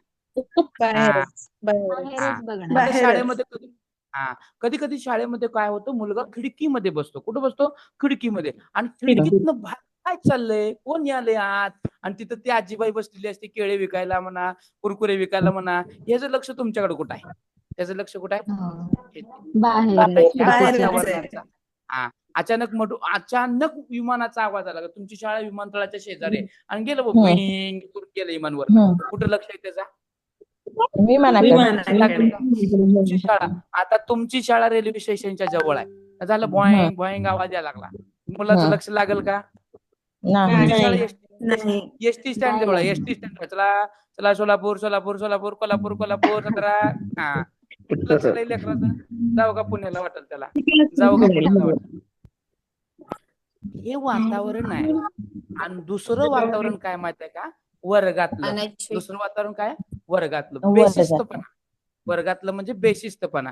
की वर्गामध्ये जी मुलं आहेत ती शिस्तीची नाही आहेत, शिक्षक येत आहेत, कुणाला काही म्हणत नाही आहेत, अशा वेळी मुलं धिंगाणा घालत आहेत. एक मुलांना धिंगाणा घालायला चालू केलं, शिक्षकाने काहीच नाही म्हटलं, त्याचं बघून दुसरी मुलं धिंगाणा घालतील का नाही घालणार? बस एवढंच. 100% घालतील. बोलायचंच काम नाही. वान नाही, अरे वा, वान नाही तर गुण लागणार, थोडं का महिना काय फरक पडणारच. आणि धिंगाणा घालायला चालू करणार. हे झालं वातावरणाचा परिणाम. कधी कधी बघा मुलं एकमेकाचं बघून अभ्यासच करायचं सोडून देतात. तो तसा करतो की हा पण धिंगाणा घालतो, मारामारी करतो, मग पळतो, ह्या वर्गातनं त्या वर्गात, त्या वर्गातनं ह्या वर्गात, खोड्या काढणं, या अशा गोष्टी करायला लागतो की नाही करायला? लागतो की नाही? काय होतं त्याचं वातावरण? दुसरं, आता वातावरणाचा परिणाम अजून काय असतो की सारा शाळेने मस्तपैकी शिकवलं, इकडं सगळं चांगलं झालं, शाळेतलं वातावरण डिसिप्लिन आहे, शिक्षक डिसिप्लिन आहे. आणि हे लक्षात घ्या, शाळेतलं वातावरण व्यवस्थित असण्यापाठीमागं सगळ्यात मोठी भूमिका, मोठी जबाबदारी ही मुख्याध्यापकावर असते. तुमचं काय म्हणणं आहे? मुख्याध्यापकावर असते. हो सर. हो ना सर, बरोबर आहे. मुख्याध्यापकांनी चांगली जबाबदारी घेतली तर तास वेळेवर होतील. तास वेळेवर होतील म्हणजे शिक्षक वेळेवर शाळेत येतील. शिक्षक वेळेवर शाळेला आले की वेळेवर बेल होईल. वेळेवर बेल झाली की बरोबर ही 9ला वर्गात जाईल. नाहीतर मग जाऊन येतो की असं करतो की 9ला तास चालवणार 9:15 आणि परत जाऊन तिथे गप्पा हाणल्या 9:30 आणि तोवर बेल वाजले आणि चला मुलांनो उद्या बघूया आपण, झालं, आला बाहेर. आहे का? शिक्षकांच्या मनामध्ये मुख्याध्यापकाची भीती राहिली की शिक्षक चांगलं टीच करतो. आता तुम्ही प्रायव्हेट मध्ये आहेत, प्रायव्हेट मध्ये असणाऱ्या तुमच्यामध्ये शाळेत गेल्यावर किती दबाव येतो मुख्याध्यापक का? काहीच नसतं की कॅमेरावर असते बघा, मग ते कॅमेराकडे बघून भीतून करताना हे वातावरणाचा परिणाम आहे. म्हणून त्या विद्यार्थ्यावर होणारा परिणाम सुद्धा तोच असतो. आता हा परिणाम इथं असेल तर तिथल्या बरोबर तुमच्या बाहेरचा पण परिणाम बघा. तुम्ही ज्या गल्लीत राहता, ज्या खेड्यात राहता, ज्या गावात राहता, त्याचा परिणाम ज्या शहरात राहता. बघ त्या पिंट्याचा मुलगा, बघ पिंट्या कसा शिकतोय आणि तुला काय झालंय मेल्या मुडद्या, झालं. कुणाची स्पर्धा केली आपण, त्याचा परिणाम काय होतो का नाही होतो? होतं का नाही? गल्लीमध्ये सदर वातावरण असेल, चोऱ्या करणारी माणसं गल्लीमध्ये राहत असतील तर आपला पोट्टा, आपला मुलगा काय करेल? अंबानी होईल का? तरच करेल. कशामुळं? वातावरण. कारण वातावरण तो तसं आहे त्याच ना, तो वातावरणात तसंच राहतोय. अनुकरण करेल. आता बघा घरामधलं वातावरण. तुमच्या घरामध्ये हम दो हमारे दो ही न्यूक्लियर फॅमिली, हम दो हमारे बहुत कुछ, भरपूर संयुक्त फॅमिली, दादा दादी, चाचा चाची, नाना नानी, फूफा फूफी सब मिलकर रह रहे, 40-50 लोग एक ही खोली में एक ही घर में रह रहे. तिथलं वातावरण आणि हम दो हमारे दो मधलं वातावरण कसं असतं? चांगलं कुठलं वातावरण असतं सर. कुठल्या वातावरणामध्ये मुलगा तुम्हाला असं वाटतं कुठल्या वातावरणामध्ये मुलगा सुसंस्कृत होईल म्हणताय? मी काय म्हणते बघा, सुसंस्कृत होईल कुठल्या वातावरणामध्ये? आजी आजोबा असेल तर एकत्र कुटुंब पद्धती. जॉईंट फॅमिलीमध्ये. झालं तुमचं एकदाच सांगून मला कळच नाही काय म्हणले.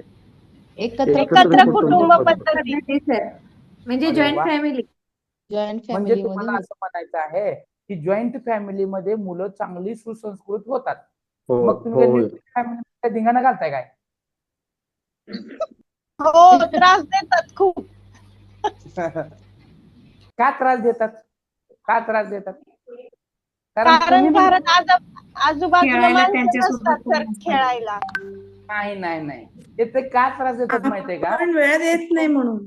ऐका हो माझं ऐका, ते का त्रास देतात? तर तुम्ही पण कुणाला तर देत असाल ते बघताय मग त्याने मी तसं करताय. कळलं का? आलं का मुद्दा? हा हो आयुष्याचं नाही खाली पिली करता, ते तुमचं बघतंय तुम्ही कसं करताय काय करताय हे बघतं म्हणून ते मूल तसं वागतं. ऍक्च्युली संयुक्त फॅमिलीमध्ये आजी आजोबा असतात त्या मुलाकडे लक्ष देतात. आजी आजोबा जेव्हा प्रार्थनेला बसतात, जब नमाज को बैठते हैं आणि ते पूजा पाठ करतात किंवा ते तुमची शुभम करोती असेल त्याला बसतात, त्यावेळेस ते मुलं त्याच्या शेजारी जाऊन बसतात आणि मग त्यावेळेस तेही करू लागतात. आई वडिलांना बरोबर ते उलट बोलायला लागले की आजी ओरडते, अरे मोठ्यांना असं बोलू नये, उलट बोलू नये, शिव्या देऊ नये, धिंगाणा घालू नये. वारंवार समजून सांगणारी असते ती म्हणजे त्याची आजी. बरोबर आहे का? आणि त्याच्यामुळे मुलांवर चांगले संस्कार येतात. न्यूक्लिअर फॅमिलीमध्ये हम दो हमारे दो, या दोघालाच पहिलं नसतंय वळण, त्या पोराला काय लावणार आहे? काय लावणार आहे? अर्ध्याच्या कच्च्यावरती ह्याला इंग्लिश येत नसतंय आणि हे पोटचं घालतं इंग्लिश मिडियम मध्ये. झालं ते पोट मग इंग्लिश मिडियम मधून घरी येतंय, आई स्वयंपाक करत असताना आतल्या खोलीमधनं म्हणती ही पोरग बसलंय त्या हॉलमध्ये अभ्यासाला आणि किचन मधनं हिनं म्हणती बेटा से पप्पा इज अ डॉंकी. आणि हे पण म्हणतंय पेपर घेऊन तिथं बाप नाही मम्मीला म्हण मम्मी इज अ बफेलो.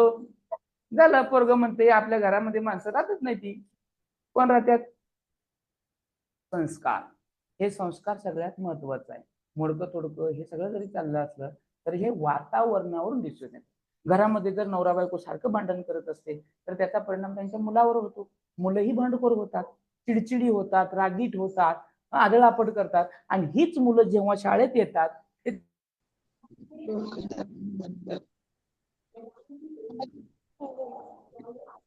आवाज येत नाहीये.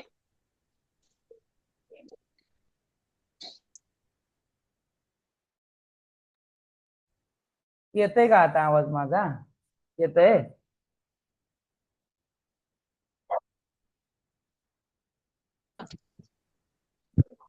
येते का आवाज? तर आवाज येईल काहीतरी टेक्निकल इश्यू असेल एखाद्या वेळेस.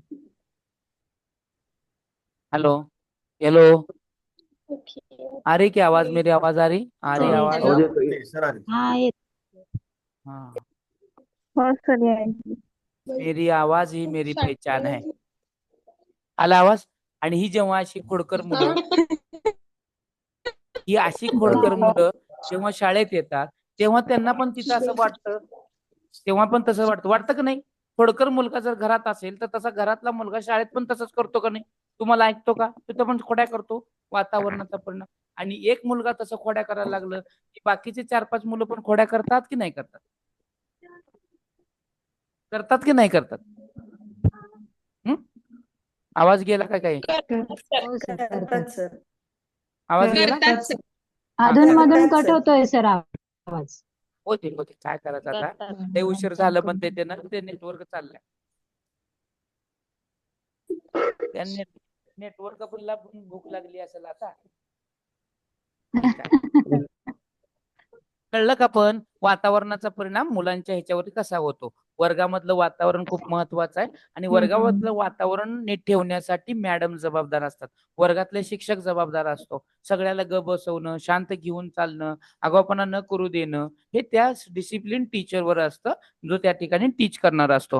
हे सर रॉंग? बरोबर का चूक आहे? हे त्याच्यावरच अवलंबून असतं. शिस्त कशी बनवायची वर्गामध्ये. अतिशिस्त पण ठेवून चालत नाही. वर्गामध्ये अतिशिस्त पण ठेवून चालत नाही. मी तुम्हाला सारखंच ओरडलो तर तुम्ही काय म्हणणार आहे? मी सारखंच ओरडायला लागलो तर तुम्ही काय म्हणणार आहे? ए बाबा तू नको, तुझं काहीच नको, जाऊ दे, आम्ही जातो निघून, आहे का नाही? तसं त्यामुळं वर्गातलं वातावरण हे त्या शिक्षकावर अवलंबून असतं आणि त्या वातावरणामध्ये मुलगा शिकत असतो. तुम्ही कसं वातावरण देताय, शाळेतलं वातावरण स्पर्धात्मक आहे का, तिथले शाळेतले शिक्षक नुसतं खेळाला महत्व देतात का, शाळेतले शिक्षक नुसतं स्पर्धा परीक्षेला महत्व देतात का, शाळेतले शिक्षक नुसतं नाच गाण्याला महत्व देतात का, सांस्कृतिक कार्यक्रमाला महत्व देतात का, ते कशाला महत्व देत आहे हे तिथल्या वातावरणावर अवलंबून असतं. सोलापुरामध्ये अशा कित्येक शाळा आहेत की त्या शाळेतली इयत्ता पहिली, दुसरी, तिसरी, चौथीतली मुलं खूप छान स्पीच देतात. काय देतात? स्पीच देतात. कारण त्या शाळेचं ब्रीदवाक्यच हे आहे की विद्यार्थ्यामध्ये आत्मविश्वास आणि स्टेज डेअरिंग वाढवणं. मग त्यांनी तसं वातावरण केलं, मग तशी मुलं बनली का नाही? बनली का नाही? हा, म्हणून तिथलं वातावरण, तिथलं स्टेज, त्यांचं एम खूप महत्वाचं ठरतं मुलांना शिकण्याच्या संदर्भामध्ये. पुढचं आहे, हे झालं अनुवंशाच्या संदर्भात झालं. त्याबरोबर आपण वातावरण बघितलं, अनुवंश झालं, वातावरण झालं, अवधान. अवधान, व्हाट इज मीनिंग ऑफ अवधान? इंग्लिश में क्या कहेंगे इसको मालूम है? इसको कहते हैं अटेंशन. अटेंशन, हर अटेंशन, पे अटेंशन. लक्ष. लक्ष. हा हा, लक्ष. लक्ष द्या इकडं. हा, इकडं लक्ष द्या, ठीक नाही? लक्ष लय महत्वाचं आहे. आणि हा लक्ष इतका महत्वाचा आहे की तुमचं लक्ष जे आहे ते कसपट आहे. यातलं जे अवधान, अभिरुची आणि प्रेरणा हा जो भाग आहे याला आपण डीप मध्ये पण बघणार आहोत, म्हणजे स्पेशली बघणार आहोत. फक्त इथं काय बघतोय तो की आपल्या ध्यानावर कसा परिणाम करतो ते. टेन्शन म्हणजे काय हो? अवधान. अवधान म्हणजे काय? लक्ष. लक्ष म्हणजे काय? त्याच्या पलीकडे जाऊन सांगा आता. कशाला म्हणायचं? कशाला म्हणायचं? लक्षपूर्वक ऐकणे म्हणजे अवधान टाकणे. एकाग्रता. लक्ष केंद्रित कर. काय करणं? लक्ष केंद्रित करणे. काय करणे? लक्ष केंद्रित. हा, आता लक्ष केंद्रित करत असताना कसं? तर बघा, तुमच्यापैकी किती जणांना या ठिकाणी गणित आवडतं? माझा प्रश्न नीट आहे का? तुमच्या जणांपैकी इथं किती जणांना गणित आवडतं? अरे एकाने तर म्हणा की आवडते म्हणून. नाही आवडत सर, अवघड मला खुश कराल तर म्हणा, मी प्रश्न नाही विचारत. खुश करायला सरला लय बरं वाटलं जरा. बर, आता झालं. का बरं आवडत नसेल बरं तुम्हाला? 50-50 आवड नाही. अवघड जात म्हणून त्याच्याकडे अवघड जाते सर. बापरे, ही तर चुकलंय आपलं. हो, हे तर चुकलंय आपलं. आवड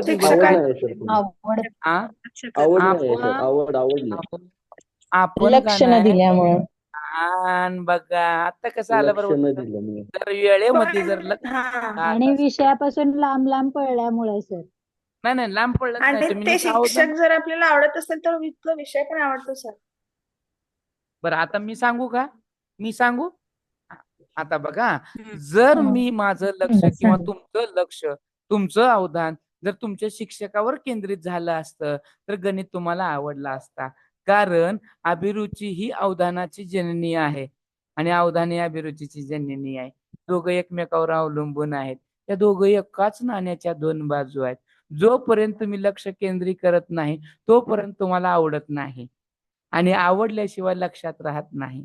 आणि आम्ही कधी अवधानच केंद्रित केलं नाही, त्याच्यामुळे आम्हाला अभिरुचीच आली नाही आणि त्याच्याचमुळं आम्हाला कधी आवडलंच नाही.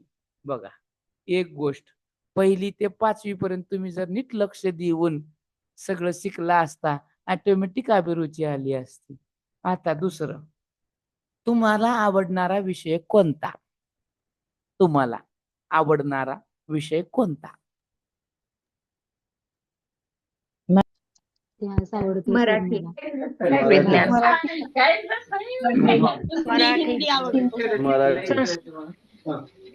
भूगोल. इथं सांगतो आता का आवडतं बरं ते, हे विषय का आवडले तुम्हाला? गणित. का बरं आवडलं? आता जेव्हा गणित मी विचारलं तेव्हा कोण गणित म्हणलं ना, आता बरं आवडायला लागला गणित. सर आवाज येत नाहीये. आता येऊ लागला का? तुम्हाला गणित का आवडतं म्हणलं? सर आवाज येतोय येत नाही तुमचा. नाही सर. येतोय का आवाज माझा? आता आवाज येतो. तर आवाज कटकटच आहे. अरे बाबा दम काढ की असतात. येतोय. हॅलो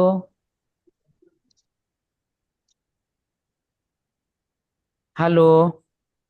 हा बोला की सर. हो सर आता हो सर येतोय. आता येतो. मी काय म्हणलं, तुम्हाला विषय का आवडतो, कोणता आवडतो? मग तो विषय का आवडला असेल बरं आपल्याला? कारण तुम्ही कट त्याच्यावरती होते लक्ष आवाज कट होते ब्रेक होतोय सर. कट होते आवाज सर. 2च मिनिटाचा आता राहिले नव्हता आवाज मजा करायला लागलाय बघा. झालं का? येतोय आवाज ऐकू? येतोय का आवाज ऐकू? आवाजच येत नाही सर. नाही येत, कट होतोय सर.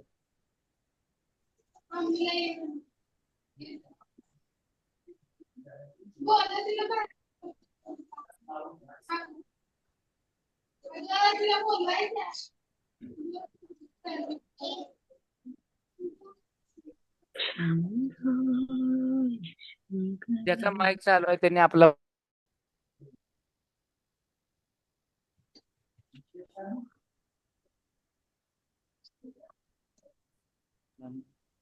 येतोय का आवाज? येतोय आता? हो सर आता येतोय. हो सर येतोय आवाज. 5च मिनिटाचं राहिले ते. थोडं माझं डाटा पण संपत आलाय. 2च मिनिटात मी घेतो आणि या ठिकाणी आपण थांबूया. पण तुम्हाला सगळ्यांना समजलं का की हे पार्ट हो जे आहेत सर. आता मी तुमच्या डिस्प्लेला दाखवले ते तुम्हाला अध्ययनावर कसे परिणाम करतात? हे सगळं परिणाम करत असताना प्रश्न कसा येतो बघा तुम्हाला, की खालीलपैकी कोणते परत घटक येत नाहीये सर अवधानावर परिणाम करत आवाज. येत नाहीये? नाहीये सर.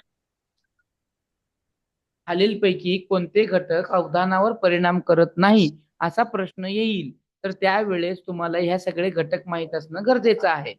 समजतंय? समजलं इथपर्यंत? लिंक तुटली कसं? नाही अजून नाही.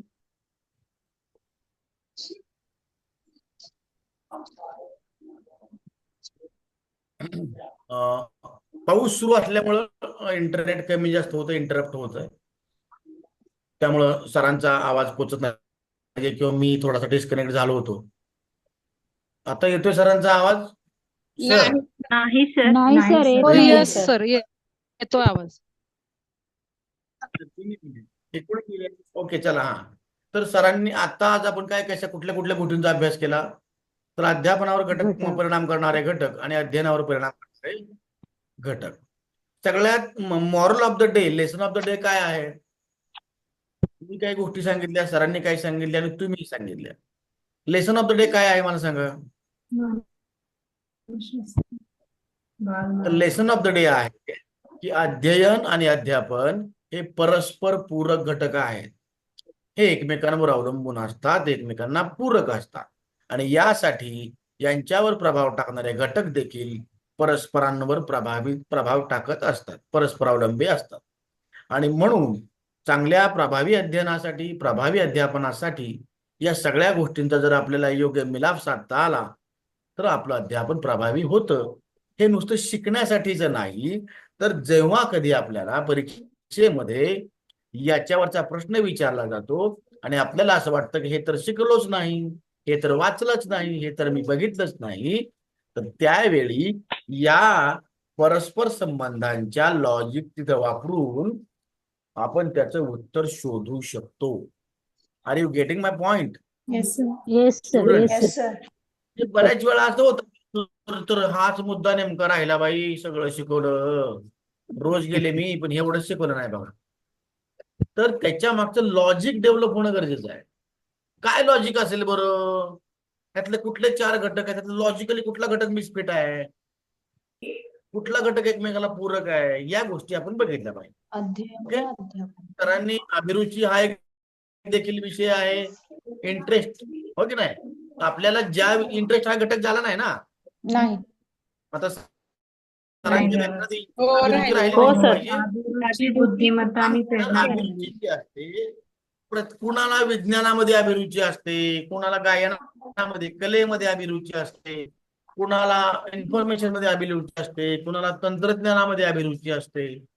आणि हे तुमच्या अनुवंशावर अवलंबून असतं, हे तुमच्या सभोवतालच्या वातावरणावर अवलंबून असतं, हे तुमच्यामध्ये असणाऱ्या अभाव आणि प्रभावामध्ये अवलंबून असतं. आता अभाव आणि प्रभाव म्हणजे काय? आता